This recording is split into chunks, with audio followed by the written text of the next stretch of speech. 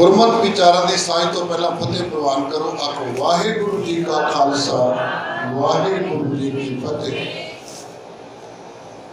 सिख धर्म की आरंभता आप सारे जानते हैं गुरु नानक साहब जी ने की।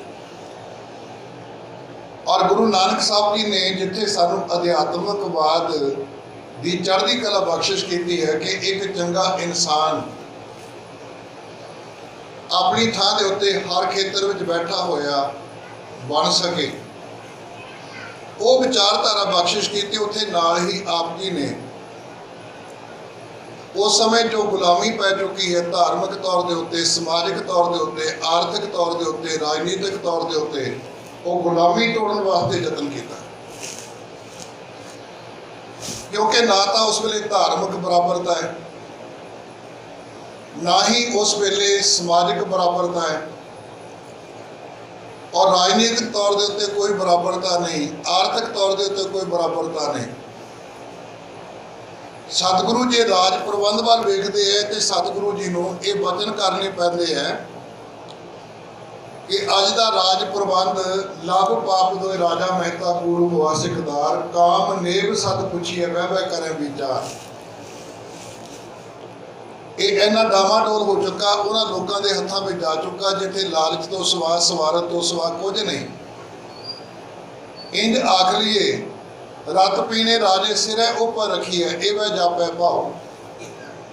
जिमें अजकल साडे सामने माहौल बनया, वातावरण बनया, काले कानून लियाते गए, इवें ही उस समय या उन्होंने तो पहला ये वातावरण ये माहौल क्रिएट हो चुका है, जिस करके गुरु साहब चाहते हैं कि चंगे लोगों के हाथ में राज प्रबंध चाहिए।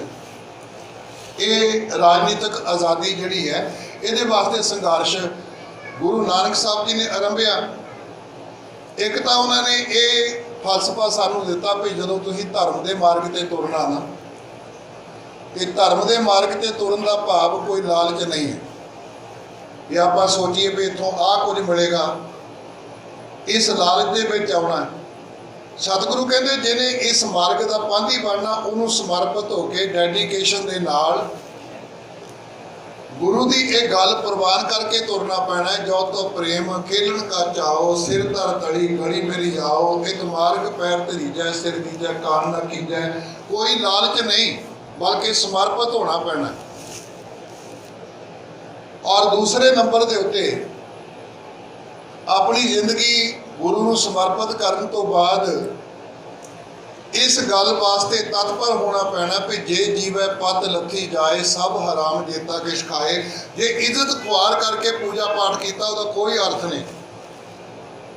पत बिन पूजा सत बिन संजम जत बिन काहे जनेऊ, नहावो धोवो तिलक चढ़ावो सच बिन सोच ना होए। सतगुरु कहते जे इज्जत नहीं ना तुहाडे कोल, पत का जीवन नहीं, तुसी की करते हो धार्मिक तौर के उत्ते धार्मिक पहरावा पहनते हो, धार्मिक गल्लां करते हो, लेकिन तुहाडे वास्ते कुछ भी नहीं। बेइज्जत होके बेअणख होके बेगैरत होके जिंदगी बतीत की ते कोई धर्म कर्म नहीं।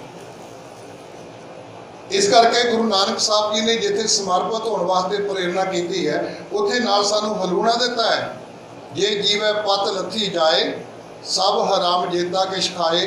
मैं 8वें पातशाह तक पहुँचागा क्योंकि सारिया ने ये काम किया है। असी केवल बहुते करामाती सिस्टम तक जाते हैं या होर किसी पासे जाते हैं, कर्मकांडी जीवन तक जाते हैं, लेकिन सतगुरु जी ने समाज वास्ते मनुखता वास्ते की किया अज लोगों को दसन की जरूरत है, वो गल्लां खोलण की जरूरत है ताकि लोकाई नूं पता लगे गुरु नानक की महत्ता की है। असी इंज ना करिए कि गुरु नानक साहब जी को लैके 10 पातशाह जिन्हों एक आम अवतारा वांगू जिमें देवी देवतियों के चक्कर ने, उन्होंने गल्लां बातां ने, उन्होंने वक्रे वक्रे डिपार्टमेंट ने भी आ धन का देवता, आ विद्या का देवता, आ फलाना देवता, इस कैटेगरी में शामिल ना करिए। सतगुरु ने एक जीवन जाच दी है ताकि एक चंगी इंसानियत मनुखता को प्राप्त होवे, सुकून प्राप्त होवे।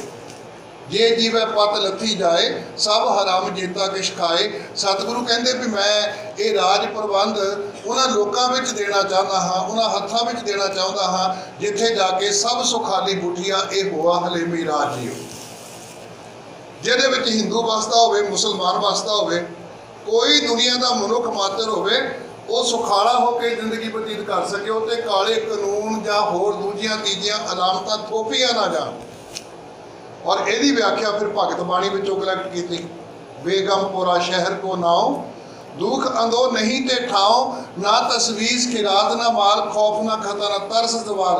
खिरात कहते टैक्स नूं कर नूं जिहड़ा वो राज होएगा उत्थे टैक्स नहीं देने पैणगे लोकां सगों लोक राज होएगा। वो लोक राजी ढांचे की गल चलेगी लोगों की सहूलत की गल चलेगी लोगों की सुखैन रहन की गल चलेगी सब सुखाली बुठिया ये हुआ हलेमी राजी हो।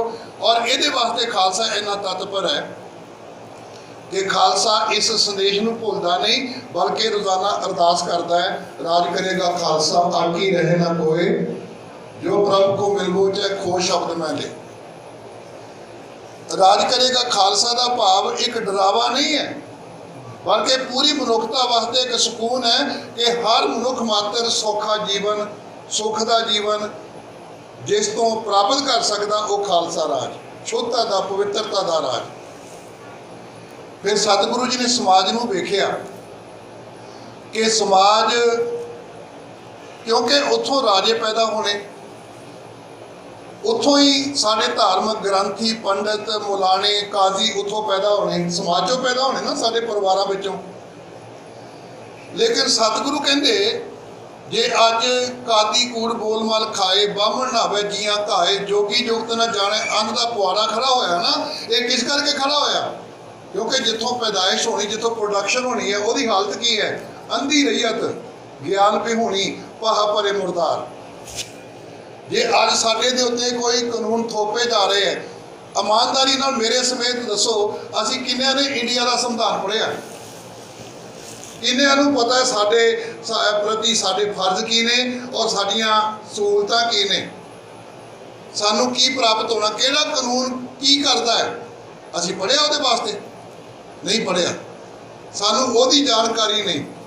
फिर साडे नाल कोई धार्मिक आगू की कर रहा है असी धार्मिक ग्रंथों को पढ़िया हुण थोड़े समय तो जागृति आई है नहीं तो असी गुरु ग्रंथ साहिब का पाठ करना असी सीधा कहते कि असी किहड़ा भाई बनना सानू पाठ करने की जरूरत की है सानू जपजी साहब पढ़ने की जरूरत की है। सतगुरु कहते इस अलामत ने पूरी प्रजा को अज्ञानी बना के रख दिता। हुण जिहड़ी अज्ञानता में फसी हुई कौम होवे अज्ञानता में फसिया हुआ समाज होवे उस समाज के नाल कौन की कर रहा है किहड़ा बरतारा हो रहा की धोखा किया जा रहा उन्होंने की पता है।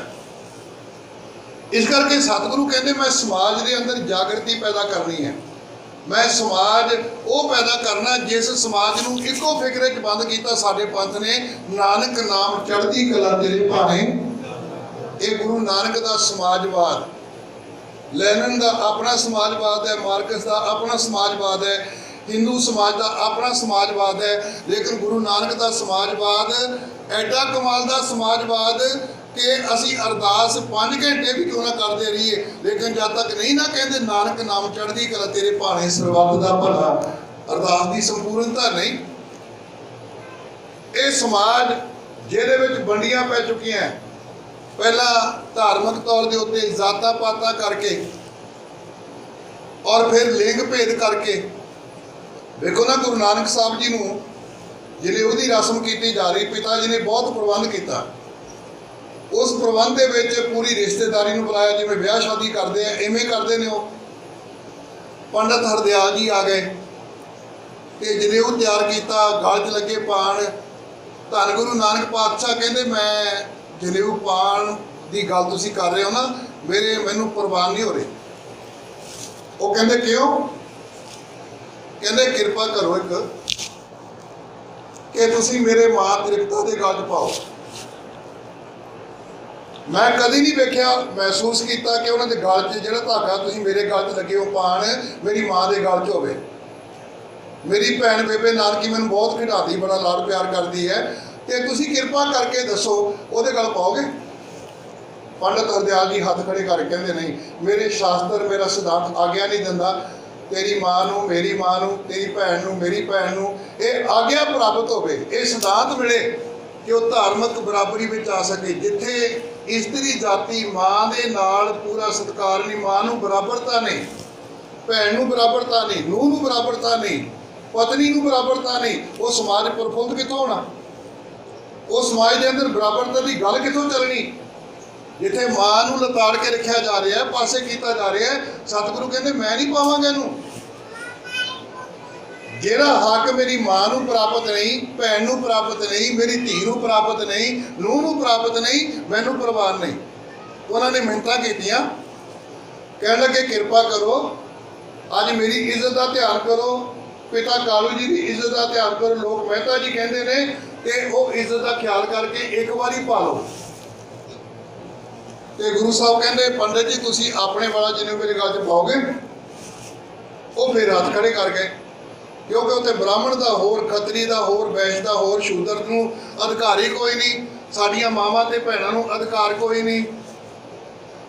ਜਦੋਂ ਹੱਥ ਖੜੇ ਕਰ ਗਏ, ਸਤਿਗੁਰੂ ਕਹਿੰਦੇ ਜਿਹੜਾ ਸਿਧਾਂਤ ਗੁਰੂ ਨਾਨਕ ਦੇ ਘਰ ਵਿੱਚ ਵੰਡੀਆਂ ਪਾਉਣ ਦਾ ਕੰਮ ਕਰੇ ਨਾ, ਉਹ ਗੁਰੂ ਨਾਨਕ ਦੇ ਘਰ ਵਿੱਚ ਪ੍ਰਵਾਨ ਨਹੀਂ। ਜਿਹੜਾ ਸਮਾਜ ਨੂੰ ਵੰਡਦਾ ਹੋਵੇ, ਖਿਲਾਰਦਾ ਹੋਵੇ, ਮੈਂ ਤਾਂ ਸਮਾਜ ਦੇ ਅੰਦਰ ਏਕਤਾ ਪੈਦਾ ਕਰਨੀ ਹੈ, ਮੈਂ ਸਮਾਜ ਨੂੰ ਆਈ ਪੰਥੀ ਸਗਲ ਜਮਾਤੀ ਬਣਾਉਣਾ ਹੈ।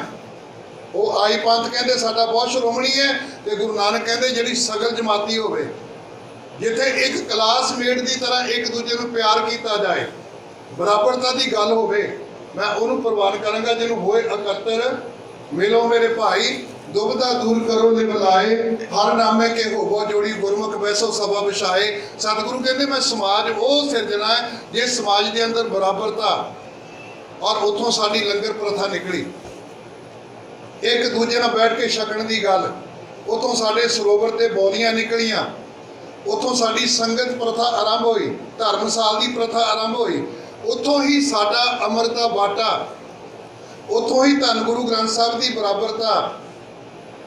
ਜਿਸ ਸਮਾਜ ਦੇ ਵਿੱਚ ਭਗਤ ਨਾਮਦੇਵ ਜੀ ਨੂੰ ਚੁੱਕ ਕੇ ਬਾਹਰ ਸੁੱਟਦੇ ਆ ਨਾ, ਉਸ ਨਾਮਦੇਵ ਜੀ ਨੂੰ ਸਦਾ ਵਾਸਤੇ ਗੁਰੂ ਗ੍ਰੰਥ ਸਾਹਿਬ 'ਚ ਟਿਕਾ ਦੇਣਾ, ਇਹ ਸਮਾਜਵਾਦ ਦੀ ਬਰਾਬਰੀ ਹੈ। ਸਮਾਜਿਕ ਬਰਾਬਰੀ, ਮਨੁੱਖੀ ਅਧਿਕਾਰਾਂ ਦੀ ਰਾਖੀ। ਭਾਈ ਲਾਲੋ ਦੇ ਘਰ ਜਾ ਕੇ ਨਵਾਜਣਾ ਕੀ ਹੈ? ਮਨੁੱਖੀ ਅਧਿਕਾਰਾਂ ਦੀ ਰਾਖੀ ਕਰਨ ਦੀ ਗੱਲ ਨੂੰ ਆਰੰਭ ਕਰਨਾ ਕਿ ਨੀਚਾ ਅੰਦਰ ਨੀਚ ਜਾਤ, ਨੀਚੀ ਹੂੰ ਅਤ ਨੀਚ, ਨਾਨਕ ਤਿਨ ਕੇ ਸੰਗ ਸਾਥ, ਵੱਡਿਆਂ ਸਿਓ ਕਿਆ ਰੀਝ, ਜਿੱਥੇ ਨੀ ਸੰਭਾਲੀਆਂ ਤਿੱਥੇ ਨਜ਼ਰ ਤੇਰੀ ਬਖਸ਼ੀਸ਼। ਇਹ ਰਾਜਨੀਤਿਕ ਤੌਰ ਦੇ ਉੱਤੇ, ਸਮਾਜਿਕ ਤੌਰ ਦੇ ਉੱਤੇ, ਧਾਰਮਿਕ ਤੌਰ ਦੇ ਉੱਤੇ, ਕਿ ਧਰਮ ਕੇਵਲ ਇੱਕ ਮਨੁੱਖ ਦਾ ਨਹੀਂ ਬਲਕਿ ਸਾਰੀ ਮਨੁੱਖਤਾ ਵਾਸਤੇ। ਦੇਖੋ ਨਾ ਹੁਣ ਕਰੋਨਾ ਫੈਲਿਆ, ਕਦੀ ਸਵਾਈਨ ਫਲੂ ਫੈਲਦਾ, ਕਦੀ ਕੋਈ ਡਿਸੀਜ਼ ਆ ਜਾਂਦੀ, ਕਦੀ ਕੋਈ ਆ ਜਾਂਦੀ। ਹੁਣ ਕਰੋਨਾ ਮੁਸਲਮਾਨ ਨੂੰ ਵੀ ਹੋ ਗਿਆ, ਕਰੋਨਾ ਸਿੱਖ ਨੂੰ ਵੀ ਹੋ ਗਿਆ, ਹਿੰਦੂ ਨੂੰ ਵੀ ਹੋ ਗਿਆ। ਉਹ ਤਿੰਨੇ ਚਾਰੇ ਜਣੇ ਡਾਕਟਰ ਕੋਲ ਜਾਂਦੇ, ਵੱਖ-ਵੱਖ ਧਰਮ ਦੇ ਲੋਕ, ਬਿਮਾਰੀ ਇੱਕ ਹੈ। ਹੁਣ ਡਾਕਟਰ ਦਾ ਇਹ ਫਰਜ਼ ਬਣਦਾ ਵੀ ਤੂੰ ਮੁਸਲਮਾਨ ਹੈ, ਤੇਰੇ ਵਾਸਤੇ ਮੈਡੀਸਨ ਹੋਰ ਹੈ, ਇਹ ਸਿੱਖ ਹੈ, ਇਹਦੇ ਵਾਸਤੇ ਹੋਰ ਹੈ, ਇਹ ਬੀਬੀ ਹੈ, ਇਹਦੇ ਵਾਸਤੇ ਹੋਰ ਹੈ, ਇਹ ਬੱਚਾ ਇਹਦੇ ਵਾਸਤੇ ਹੋਰ ਹੈ। ਜੇ ਡਿਸੀਜ਼ ਇੱਕ ਹੈ ਨਾ, ਬਿਮਾਰੀ ਇੱਕ ਹੈ, ਸਾਰਿਆਂ ਵਾਸਤੇ ਦਵਾਈ ਵੀ ਇੱਕ ਹੈ। ਸਤਿਗੁਰੂ ਕਹਿੰਦੇ ਪੂਰੇ ਸਮਾਜ ਨੂੰ ਹੰਕਾਰ ਦੀ ਬਿਮਾਰੀ ਹੈ, ਹਉਮੈ ਦੀ ਬਿਮਾਰੀ ਹੈ। ਤੇ ਮੈਂ ਦਾਵਾ ਕਰਦਾ ਵੀ ਸੱਚ ਸਭਨਾ ਹੋਏ, ਦਾਰੂ ਪਾਪ ਕੱਢੈ ਧੋਏ। ਸਾਰੀ ਮਨੁੱਖਤਾ ਦੀ ਇੱਕੋ ਹੀ ਦਵਾਈ ਹੈ, ਇੱਕੋ ਹੀ ਦਾਰੂ ਹੈ, ਟਰੁਥਫੁਲ ਲਿਵਿੰਗ, ਜਿਹੜੀ ਸਚਿਆਰ ਜੀਵਨ, ਜਿਹਨੂੰ ਗੁਰੂ ਨਾਨਕ ਨੇ ਆਰੰਭਤਾ ਵਿੱਚ ਗੱਲ ਕੀਤੀ ਕਿ ਸਚਿਆਰਾ ਹੋਈ ਹੈ, ਕਿ ਕੂੜਾ ਟੁੱਟੇ ਪਾਲ, ਹੁਕਮ ਰਜਾਈ ਚੱਲਣਾ ਨਾਨਕ ਲਿਖਿਆ ਨਾਲ। ਇਹ ਧਾਰਮਿਕ ਆਜ਼ਾਦੀ ਦਿੱਤੀ ਗੁਰੂ ਨਾਨਕ ਪਾਤਸ਼ਾਹ ਜੀ ਨੇ, ਜਦੋਂ 15 ਭਗਤਾਂ ਦੀ ਬਾਣੀ ਕਲੈਕਟ ਕਰਕੇ ਉਹਨੂੰ ਸੰਭਾਲ ਲਿਆ। ਇਹਨੂੰ ਅੱਜ ਦੇ ਪੜ੍ਹੇ ਲਿਖੇ ਲੋਕ ਲਾਇਬ੍ਰੇਰੀ ਵਰਗ ਕਹਿੰਦੇ, ਲਾਇਬ੍ਰੇਰੀ ਵਰਗ ਕਹਿੰਦੇ। ਔਰ ਫਿਰ ਬਾਣੀ ਉਚਾਰਨ ਕਰਨੀ, ਇਹ ਧਾਰਮਿਕ ਮੁੱਦੇ ਵਿੱਚ ਬਹੁਤ ਵੱਡੀ ਗੱਲ ਹੈ।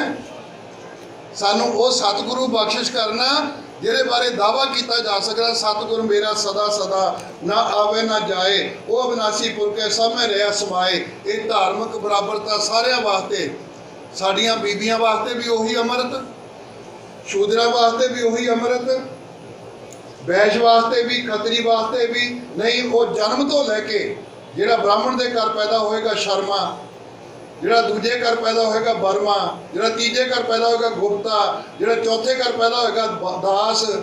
ਸਤਿਗੁਰੂ ਨੇ ਕੌਰ ਤੇ ਸਿੰਘ। ਔਰ ਮੈਂ ਬੇਨਤੀ ਕਰਾਂ, ਅੱਜ ਕਾਲ ਚੱਕ ਕੇ ਦੇਖੋ ਤੁਸੀਂ ਵਿਆਹ ਸ਼ਾਦੀਆਂ ਦੇ, ਪਤਾ ਨਹੀਂ ਲੱਗਦਾ ਮੁੰਡਾ ਕਿਹੜਾ ਤੇ ਕੁੜੀ ਕਿਹੜੀ ਹੈ, ਕਿਉਂਕਿ ਸਾਡੀ ਪਹਿਚਾਣ ਜੈਂਡਰ ਜਿਹਨੂੰ ਕਹਿੰਦੇ ਆ ਨਾ, ਉਹਦੀ ਪਹਿਚਾਣ ਉਹਨੂੰ ਰੈਕਗਨਾਈਜ਼ ਕਿਹਨੇ ਕਰਨਾ? ਕੌਰ ਤੇ ਸਿੰਘ ਨੇ। ਲੇਕਿਨ ਨਰਿੰਦਰ ਲਿਖਿਆ ਹੋਇਆ, ਕੁੜੀ ਦਾ ਨਾਮ ਵੀ ਨਰਿੰਦਰ, ਮੁੰਡੇ ਦਾ ਵੀ ਨਰਿੰਦਰ ਹੋ ਸਕਦਾ ਹੈ, ਲੇਕਿਨ ਕੌਰ ਕਿੱਥੇ ਤੇ ਸਿੰਘ ਕਿੱਥੇ? ਫਿਰ ਅਸੀਂ ਕਹਿੰਦੇ ਦੂਜੇ ਜਣੇ ਸਾਡੇ ਨਾਲ ਕੀ ਕਰ ਰਹੇ, ਅਸੀਂ ਆਪਣੇ ਨਾਲ ਕੀ ਕਰ ਰਹੇ ਹਾਂ? ਆਪਣੀ ਹੋਂਦ ਨੂੰ ਖਤਮ ਕਰਨ ਵਾਸਤੇ ਆਪ ਨਾਲ ਤਤਪਰ ਹੋਈਏ। ਇਹ ਮਾਈਨਰ ਗੱਲਾਂ ਨਹੀਂ ਹੈ, ਬਲਕਿ ਆਉਣ ਵਾਲੇ ਭਵਿੱਖ ਨੂੰ ਉਜਾਗਰ ਕਰਨ ਵਾਸਤੇ ਸਾਨੂੰ ਇਹ ਛੋਟੀਆਂ ਛੋਟੀਆਂ ਜਿਹੜੀਆਂ ਗੱਲਾਂ ਸਮਝਦੇ ਨਾ, ਇਹਦੇ ਵੱਲ ਵਿਸ਼ੇਸ਼ ਧਿਆਨ ਦੇਣ ਦੀ ਜ਼ਰੂਰਤ ਹੈ। ਕਿਉਂਕਿ ਨਰਿੰਦਰ ਨਾਂ, ਕੁਲਵੰਤ ਨਾਂ ਘਰਦਿਆਂ ਨੇ ਪਸੰਦ ਕੀਤਾ, ਗ੍ਰੰਥੀ ਸਿੰਘ ਨੇ ਤਜਵੀਜ਼ ਕੀਤਾ, ਉਹ ਰੱਖ ਦਿੱਤਾ। ਲੇਕਿਨ ਗੁਰੂ ਕੀ ਬਖਸ਼ਿਸ਼ ਕੀ ਸੀ? ਸਿੰਘ ਤੇ ਕੌਰ। ਘਰਦਿਆਂ ਦਾ ਤਾਂ ਰੱਖ ਲਿਆ, ਉਹ ਤਾਂ ਅਸੀਂ ਬੁਲਾਉਂਦੇ ਆ ਕਦੀ ਕਦੀ, ਨਹੀਂ ਤਾਂ ਉਹਦੀ ਥਾਂ ਤੇ ਵੀ ਹੋਰ ਹੀ ਕੁਝ ਕਰੀ ਜਾਂਦੇ ਆ। ਤੇ ਵੱਖਰੇ ਤੌਰ ਦੇ ਉੱਤੇ ਲੇਕਿਨ ਜੋ ਗੁਰੂ ਦੀ ਬਖਸ਼ਿਸ਼ ਸੀ ਸਿੰਘ ਤੇ ਕੌਰ, ਉਹ ਅਸੀਂ ਉਡਾ ਕੇ ਰੱਖ ਦਿੱਤਾ, ਉਹ ਲੱਭਦਾ ਹੀ ਨਹੀਂ। ਔਰ ਤੁਸੀਂ ਕਾਰਡ ਚੁੱਕ ਕੇ ਦੇਖੋ, ਕਿਉਂਕਿ ਅੱਜ ਸਤਵੇਂ ਪਾਤਸ਼ਾਹ ਦੀ ਗੱਲ ਵੀ ਮੈਂ ਕਰਨੀ, ਰਾਮ ਰਾਜ ਦੀ ਗੱਲ ਹੋਣੀ ਹੈ ਨਾ, ਲੇਕਿਨ ਅੱਜ ਸਤਿਗੁਰ ਦਾਤੇ ਕਾਦਰ ਚ ਆਇਆ, ਆਪਣੀ ਮਿਹਰ ਕਰਾਈ, ਦਾਸਾਂ ਕਾਰਜ ਆਪ ਸਵਾਰੇ, ਇਹ ਉਸ ਦੀ ਵਡਿਆਈ। ਇਹ ਵਿਆਹ ਸ਼ਾਦੀ ਦੇ ਕਾਰਡ ਦੇ ਉੱਤੇ ਛਪਿਆ ਹੋਇਆ। ਸਾਰੇ ਗੁਰੂ ਗ੍ਰੰਥ ਸਾਹਿਬ ਚ ਪੰਕਤੀ ਲੱਭ ਕੇ ਦੱਸੋ, ਜੇ ਕਿਸੇ ਪੰਨੇ ਦੇ ਉੱਤੇ ਪੰਕਤੀ ਲੱਭ ਜਾਏ, ਸਤਿਗੁਰ ਦਾਤੇ ਕਾਦਰ ਚ ਆਇਆ, ਆਪਣੀ ਮਿਹਰ ਕਰਾਈ, ਦਾਸਾਂ ਕਾਰਜ ਆਪ ਸਵਾਰੇ, ਇਹ ਉਸ ਦੀ ਵਡਿਆਈ। ਕਿਉਂਕਿ ਗੁਰੂ ਗ੍ਰੰਥ ਸਾਹਿਬ ਦੀ ਪੰਕਤੀ ਨਹੀਂ ਹੈ, ਇਹ ਤਾਂ ਪਤਾ ਹੀ ਕਿਹਨੇ ਉਚਾਰਨ ਕੀਤੀ, ਕੱਚੇ ਪਿੱਲੇ ਨੇ। ਤੇ ਅਸੀਂ ਕਾਰਡ ਦੇ ਉੱਤੇ ਇਹ ਪੰਕਤੀ ਛਪਾ ਕੇ ਗੁਰਮਤਿ ਅਨੁਸਾਰ ਆਨੰਦ ਕਾਰਜ ਹੋਣਾ। ਇਹਦਾ ਮਤਲਬ ਇੰਨੇ ਅਵੇਸਲੇ ਹੋ ਗਏ, ਸਾਨੂੰ ਆਪਣੇ ਗੁਰੂ ਦੀ ਪਹਿਚਾਣ ਹੀ ਨਹੀਂ ਰਹੀ। ਦੇਖੋ ਨਾ, ਜਿਸ ਬੱਚੇ ਨੂੰ ਆਪਣੇ ਪਿਤਾ ਦੀ ਪਹਿਚਾਣ ਭੁੱਲ ਜਾਏ ਤੇ ਜਿਸ ਸਿੱਖ ਨੂੰ ਗੁਰੂ ਦੀ ਪਹਿਚਾਣ ਭੁੱਲ ਜਾਏ ਵੀ ਆ ਬਾਣੀ ਮੇਰੇ ਗੁਰੂ ਦੀ ਹੈ, ਕਿਸੇ ਹੋਰ ਦੀ ਉਚਾਰਨ ਕੀਤੀ ਹੈ, ਉਹ ਸਿੱਖ ਕੌਮ ਦਾ ਹਾਲ ਕੀ ਹੋਏਗਾ? ਉਹਦੀ ਹਾਲਤ ਕੀ ਹੋਏਗੀ? ਉਸ ਬੱਚੇ ਵਰਗੀ ਜਿਹਨੂੰ ਆਪਣੇ ਪਿਤਾ ਦੀ, ਮਾਂ ਦੀ ਪਹਿਚਾਣ ਭੁੱਲ ਗਈ ਹੈ। ਇਸ ਕਰਕੇ ਧਾਰਮਿਕ ਆਜ਼ਾਦੀ ਸਤਿਗੁਰੂ ਪਾਤਸ਼ਾਹ ਜੀ ਨੇ ਸਮਾਜ ਦੇ ਵਿੱਚ ਸਾਨੂੰ ਬਖਸ਼ਿਸ਼ ਕੀਤੀ। ਫਿਰ ਸਤਿਗੁਰੂ ਜੀ ਨੇ ਆਰਥਿਕ ਆਜ਼ਾਦੀ, ਗੁਰੂ ਨਾਨਕ ਦਾ ਇੱਕੋ ਸੈਂਟੈਂਸ ਤੁਹਾਡੇ ਨਾਲ ਵਾਕ, ਘਾਲ ਖਾਏ ਕਿਛ ਹੱਥੋਂ ਦੇ ਨਾਨਕ ਰਾ ਪਛਾਣੈ ਸੇ, ਸਾਡੀ ਆਰਥਿਕ ਪੱਧਰ ਦੀ ਬਰਾਬਰੀ ਹੋ ਸਕੇ।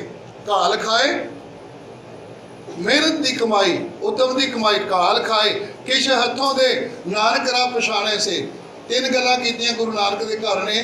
ਧਰਮ ਦੀ ਕਿਰਤ ਕਰਨੀ, ਕੱਲੀ ਕਿਰਤ ਨਹੀਂ। ਅੱਜ ਮੇਰੇ ਵਰਗੇ ਪ੍ਰਚਾਰਕ ਕੇਵਲ ਕੱਲੀ ਕਿਰਤ ਕਹਿੰਦੇ ਆ, ਕਿਰਤ ਤਾਂ ਸਾਰੀ ਕਰਦੇ, ਲੇਕਿਨ ਸਾਨੂੰ ਹੁਕਮ ਹੈ ਕਿਰਤ ਬਿਰਤ ਕਰ ਧਰਮ ਦੀ, ਲੈ ਪ੍ਰਸ਼ਾਦ ਆਣ ਬਰਤਨ ਦਾ। ਹੇਰਾ ਫੇਰੀ ਵਾਲੀ ਨਹੀਂ, ਬਲਕਿ ਧਰਮ ਦੀ ਕਿਰਤ ਕਰਨੀ। ਫਿਰ ਅੱਲਾ ਪਰਮਾਤਮਾ ਦੀ ਬੰਦਗੀ ਕਰਨੀ, ਵਾਹਿਗੁਰੂ ਦੀ ਬੰਦਗੀ ਕਰਨੀ। ਨੰਬਰ 3 ਦੇ ਉੱਤੇ ਬਣ ਕੇ ਛਕਣਾ, ਜਿਹੜਾ ਜਪਿਆ ਨਾਮ ਉਹ ਵੀ, ਤੇ ਕੀਤੀ ਹੋਈ ਕਿਰਤ ਤੇ ਜਪੇ ਹੋਏ ਨਾਮ ਦੋਹਾਂ ਨੂੰ ਬੰਨਣਾ ਹੈ। ਕੱਲੀ ਕਿਰਤ ਨਹੀਂ ਵੀ ਆਪਾਂ ਪ੍ਰਸ਼ਾਦਿਆਂ ਦਾ ਲੰਗਰ ਵਰਤਾਈ ਜਾਈਏ। ਔਰ ਮੈਂ ਬੇਨਤੀ ਇਹ ਵੀ ਕਰਨੀ ਚਾਹੁੰਦਾ ਹਾਂ ਕਿ ਅੱਜ ਤੁਸੀਂ ਦੇਖੋ ਪੰਜਾਬ ਦੇ ਅੰਦਰ ਕਿੰਨੀ ਕਨਵਰਸ਼ਨ ਹੋ ਰਹੀ। ਰੋਜ਼ ਅਖਬਾਰਾਂ ਤਾਂ ਦਿੰਦੀਆਂ ਨਹੀਂ ਇਹਨਾਂ ਗੱਲਾਂ ਨੂੰ, ਲੇਕਿਨ ਅੰਦਰ ਡੀਪਲੀ ਜਾ ਕੇ ਦੇਖੋ। ਤੁਸੀਂ ਬਟਾਲਾ ਇਲਾਕਾ ਚਲੇ ਜਾਓ, ਗੁਰਦਾਸਪੁਰ ਡਿਸਟ੍ਰਿਕਟ ਚਲੇ ਜਾਓ, ਕਪੂਰਥਲੇ ਚਲੇ ਜਾਓ, ਤੁਹਾਨੂੰ ਪਿੰਡ ਪਿੰਡ ਚਰਚ ਮਿਲਣਗੇ। ਉਹ ਕਿਹਨੇ ਬਣਾਏ? ਜਦੋਂ ਸਾਡੀ ਕਨਵਰਸ਼ਨ ਹੋਈ। ਔਰ ਕਿਉਂ ਬਣੇ?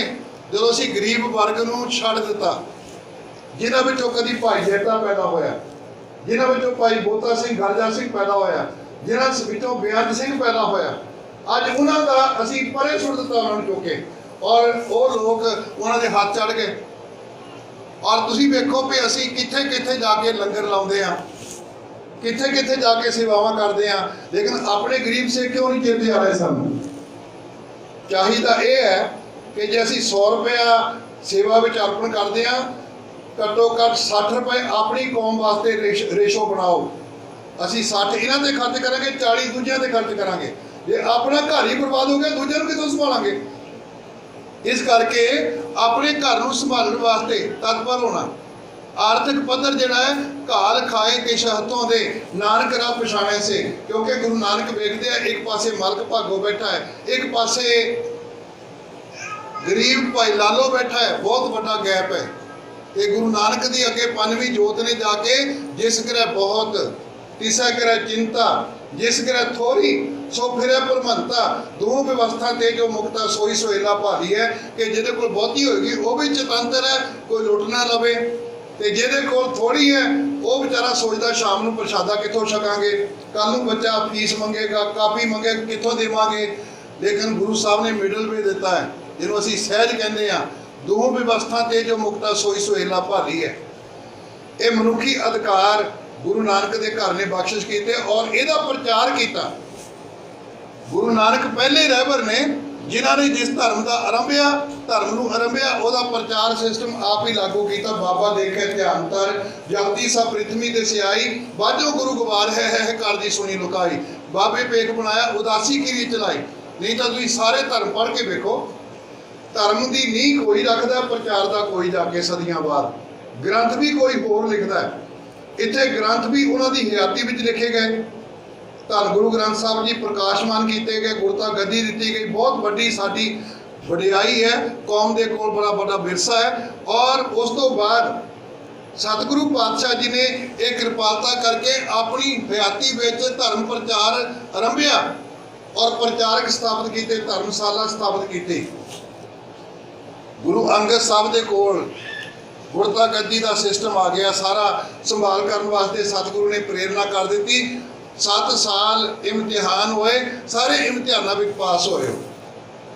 जहाँ शुद्ध उसका लहना टेके होन ते दुनिया के अंदर गुरु अंगद साहब ऐसी शख्सियत है जिन्होंने 3 गल्लां कंबाइन कीतियां कौमी पद्धर के उत्ते। दुनिया का ये पहला खडूर साहब का स्कूल है, विद्या केंद्र है, गुरता गद्दी है, जिथे 3 गल्लां कंबाइन कीतियां कि सतगुरु ने एजुकेशन विद्या खेतर में पंजाबी प्राइमर तैयार किए।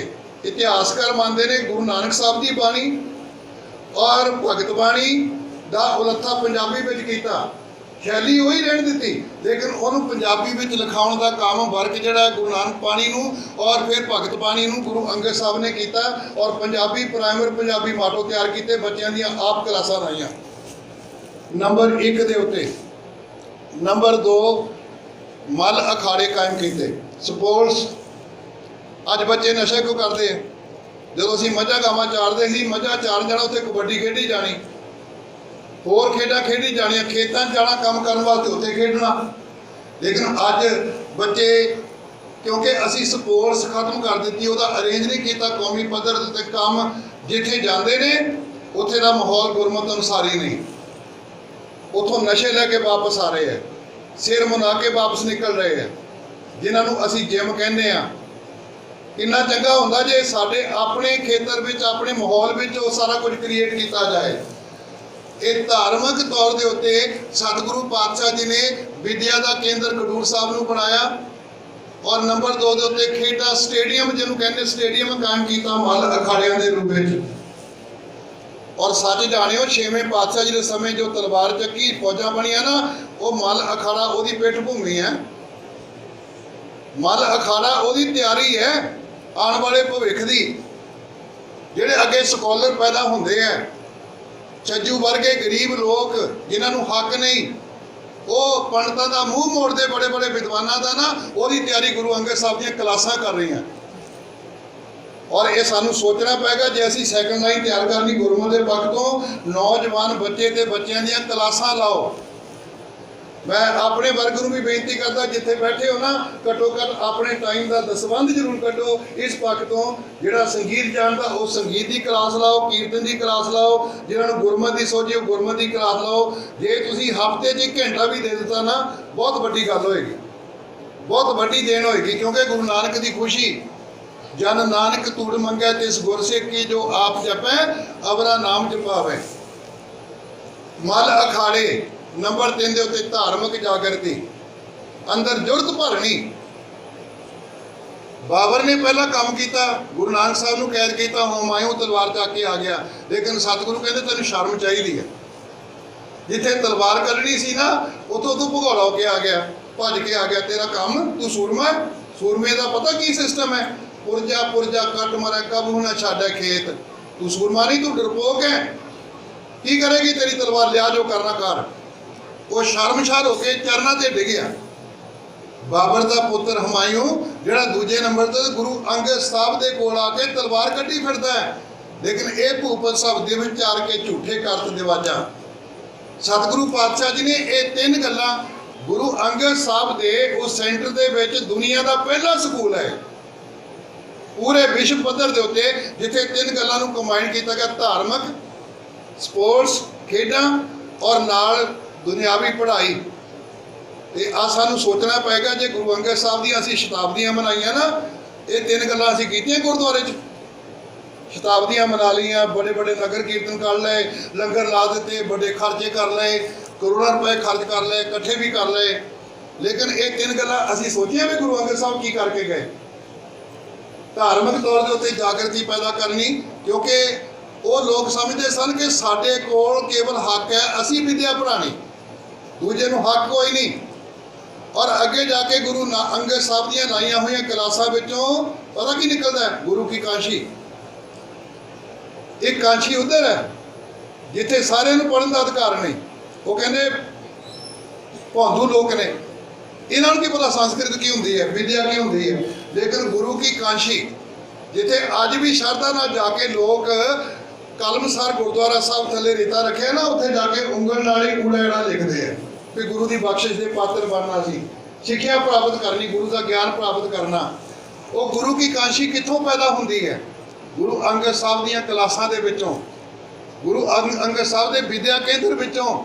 इस करके गुरु अंगद साहब ने अपने समय, फिर गुरु अमरदास पातशाह जी ने अपने समय धर्म प्रचार की सेवा, समाज सुधार की सेवा, आ तुहाडे ते जिथे गुरु नानक ने किरपा की ना, सो क्यों मंदा आखिए जित जमै राजान, बराबरता की गल की।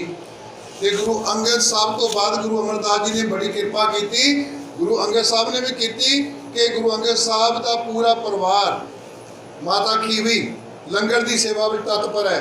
सत्य बुलवाण की बार पढ़ के वेखो इतिहासक तौर के उत्ते, जिन्होंने नेड़े लगन का हक नहीं, गुरु साहब परिवारक तौर के उत्ते कितना योगदान पा रहे।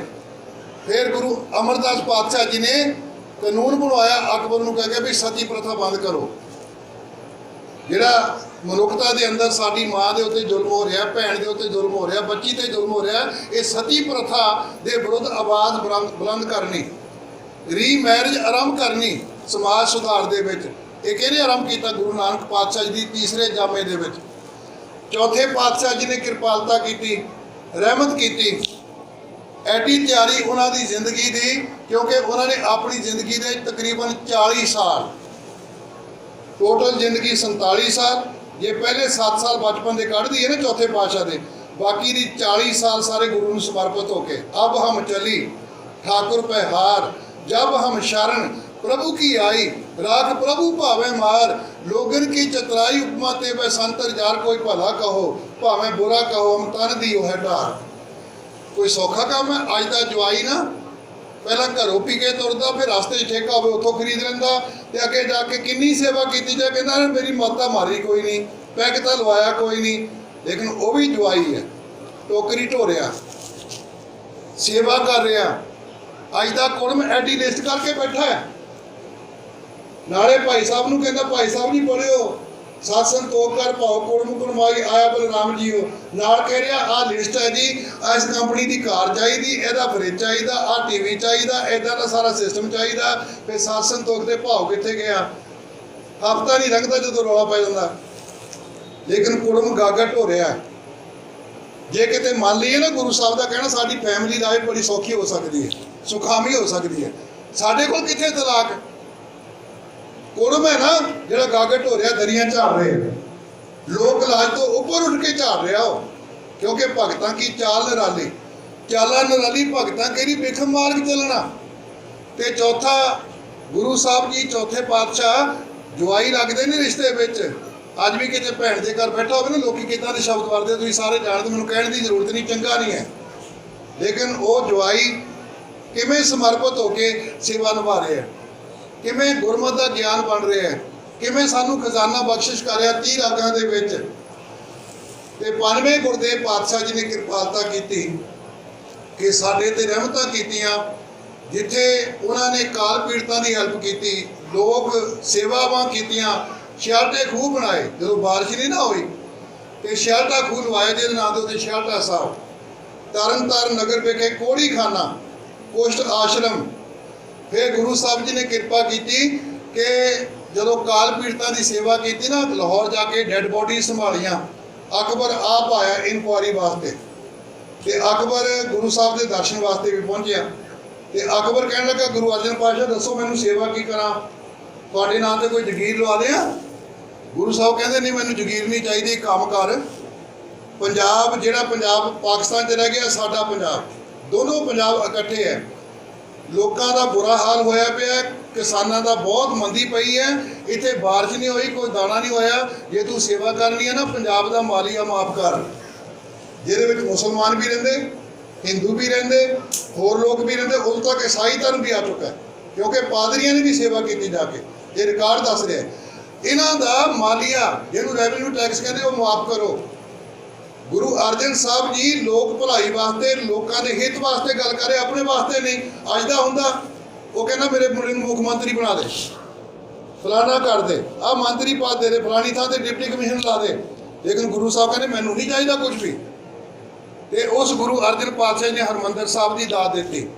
ਉਸ ਗੁਰੂ ਅਰਜਨ ਪਾਤਸ਼ਾਹ ਨੇ ਧੰਨ ਗੁਰੂ ਗ੍ਰੰਥ ਸਾਹਿਬ ਦਾ ਪ੍ਰਕਾਸ਼ ਦਿੱਤਾ ਔਰ ਸਾਨੂੰ ਸਿੱਖਿਆ ਦਿੱਤੀ ਵੀ ਅੱਜ ਜੋ ਗੁਰੂ ਅਰਜਨ ਹੈ ਨਾ, ਉਹ ਪਤਾ ਕਿਹਦੇ ਕਰਕੇ ਹੈ? ਉਹ ਆਪਣੇ ਕਰਕੇ ਨਹੀਂ, ਉਹ ਇਸ ਕਰਕੇ ਹੈ ਵੀ ਪਿਓ ਦਾਦੇ ਦਾ ਖੋਲ ਡਿੱਠਾ ਖਜ਼ਾਨਾ। ਆ ਸਾਡੇ ਜੋ ਕਿੰਨੇ ਜਿਹਨਾਂ ਨੇ ਪਿਓ ਦਾਦੇ ਦਾ ਖਜ਼ਾਨਾ ਖੋਲ ਕੇ ਵੇਖਿਆ ਹੋਵੇ, ਕਿੰਨਿਆਂ ਨੂੰ, ਮੇਰੇ ਖਿਆਲ ਬਹੁਤਿਆਂ ਨੂੰ, ਸਾਨੂੰ ਜਪਜੀ ਸਾਹਿਬ ਦਾ ਵੀ ਪਤਾ ਨਹੀਂ ਹੁਣ ਕਿੰਨੀਆਂ ਪੌੜੀਆਂ।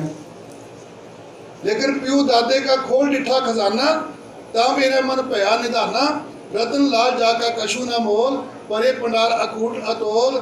ਸਤਿਗੁਰੂ ਕਹਿੰਦੇ ਇੱਕ ਕੰਮ ਕਰਿਆ ਕਰੋ, ਖਾਵੇ ਖਰਚੈ ਰਲ ਮਿਲ ਪਾਈ, ਖਾਵੇ ਖਰਚੈ ਰਲ ਮਿਲ ਪਾਈ।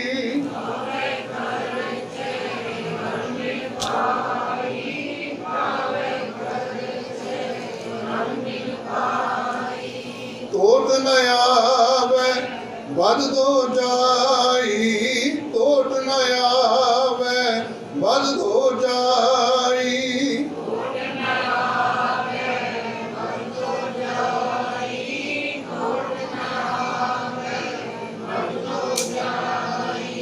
ਦੁਨਿਆਵੀ ਧਨ ਵਿੱਚ ਵੱਡੇ ਵੱਡੇ ਲੋਕ ਡਿੱਗ ਪਏ ਇਸ ਮਾਹੌਲ ਦੇ ਵਿੱਚ। ਹਰ ਬੰਦਾ ਕਹਿੰਦਾ ਆਰਥਿਕ ਮੰਦੀ ਦਾ ਅੰਤ ਕੋਈ ਨਹੀਂ, ਜੋਬ ਚਲੀ ਗਈ, ਆਹ ਚਲਾ ਗਿਆ। ਲੇਕਿਨ ਸਤਿਗੁਰੂ ਕਹਿੰਦੇ ਮੈਂ ਤੁਹਾਨੂੰ ਖਜ਼ਾਨਾ ਦੇ ਰਿਹਾ, ਸ਼ਬਦ ਅਖੁੱਟ ਬਾਬਾ ਨਾਨਕਾ, ਖਾਹੀ ਖਰਚ ਧਨ ਮਾਰ। ਇਹਨੂੰ ਜਿੰਨਾ ਵੰਡੋਗੇ, ਜਿੰਨਾ ਸੰਭਾਲੋਗੇ, ਉਹਨਾਂ ਵਾਧਾ, ਕਦੀ ਘਾਟਾ ਨਹੀਂ, ਕਦੀ ਲਾਸ ਨਹੀਂ। ਉਹ ਖਜ਼ਾਨਾ ਧੰਨ ਗੁਰੂ ਅਰਜਨ ਪਾਤਸ਼ਾਹ ਜੀ ਨੇ ਬਖਸ਼ਿਸ਼ ਕੀਤਾ, ਸਾਡੇ ਤੇ ਰਹਿਮਤ ਕੀਤੀ। ਔਰ ਉਸ ਖਜ਼ਾਨੇ ਦੀ ਸੰਭਾਲ ਵਾਸਤੇ ਜੇ ਅੱਜ ਗੁਰੂ ਅਰਜਨ ਪਾਤਸ਼ਾਹ ਦੀ ਸ਼ਹਾਦਤ ਦੀ ਗੱਲ ਕਰੀਏ ਨਾ, ਕਾਰਨ ਪੜ੍ਹੀਏ, ਜਿੰਨੇ ਮਰਜ਼ੀ ਕਾਰਨ ਪੜ੍ਹੀ ਜਾਓ, ਲੇਕਿਨ ਸਭ ਤੋਂ ਵੱਡਾ ਕਾਰਨ ਗੁਰੂ ਗ੍ਰੰਥ ਸਾਹਿਬ ਦਾ ਪ੍ਰਕਾਸ਼, ਜਿਹਦੇ ਵਿੱਚ ਬ੍ਰਾਹਮਣ ਮੁਲਾਣੇ ਵੀ ਔਖੇ ਹੋ ਗਏ, ਰਾਜਨੀਤਿਕ ਲੋਕ ਵੀ ਔਖੇ ਹੋ ਗਏ। ਦੇਖੋ ਨਾ, ਤੀਸਰੇ ਪਾਤਸ਼ਾਹ ਦੇ ਸਮੇਂ ਜਿਹੜੀਆਂ 22 ਮੰਜੀਆਂ ਨੇ, ਉਹਨਾਂ 22 ਮੰਜੀਆਂ ਵਿੱਚ ਸਭ ਤੋਂ ਪਹਿਲੇ ਨੰਬਰ ਤੇ ਅੱਲਾ ਯਾਰ ਖਾਂ ਦਾ ਨਾਮ ਲਿਆ। ਮੁਸਲਮਾਨ ਤੋਂ ਕਨਵਰਸ਼ਨ ਹੋ ਕੇ ਉਹ ਸਿੱਖ ਬਣਿਆ, ਫਿਰ ਧਰਮ ਪ੍ਰਚਾਰ ਦੀ ਸੇਵਾ ਨਿਭਾ ਰਿਹਾ ਹੈ। ਅੱਲਾ ਯਾਰ ਖਾਂ ਤੀਸਰੇ ਪਾਤਸ਼ਾਹ ਦੇ ਸਮੇਂ 22 ਮੰਜੀਆਂ ਦਾ ਮੁਖੀ ਪ੍ਰਚਾਰਕ ਹੈ। ਜਿਹੜੀ ਗੱਲ ਜਹਾਂਗੀਰ ਲਿਖਦਾ ਵੀ ਇਹ ਝੂਠ ਦੀ ਦੁਕਾਨ ਮੈਂ ਬੰਦ ਕਰਨੀ ਹੈ, ਕਿਉਂਕਿ ਭੁੱਲੜ ਮੁਸਲਮਾਨ ਵੀ ਸਿੱਖ ਬਣਦੇ ਜਾ ਰਹੇ, ਉਹ ਸੱਚ ਕਹਿ ਰਿਹਾ। ਇਸ ਹਕੂਮਤ ਨੂੰ ਇੰਨਾ ਡਰ ਪੈਦਾ ਹੋ ਗਿਆ ਗੁਰੂ ਅਰਜਨ ਸਾਹਿਬ ਦੇ ਧਰਮ ਪ੍ਰਚਾਰ ਤੋਂ, ਉਗ ਬਣਾਓ ਤੇ ਅੱਤ ਬਣਾਓ ਤੋਂ ਚੱਕੀ ਕੀ ਅਨੁਭਵਾ। ਸਿਆਸਤ ਤੇ ਇਜਾਜ਼ਤ ਦੇ ਕਾਨੂੰਨ ਦੇ ਅਧੀਨ ਸ਼ਹੀਦ ਕਰ ਦਿੱਤਾ ਗਿਆ ਗੁਰੂ ਅਰਜਨ ਪਾਤਸ਼ਾਹ ਜੀ ਨੂੰ।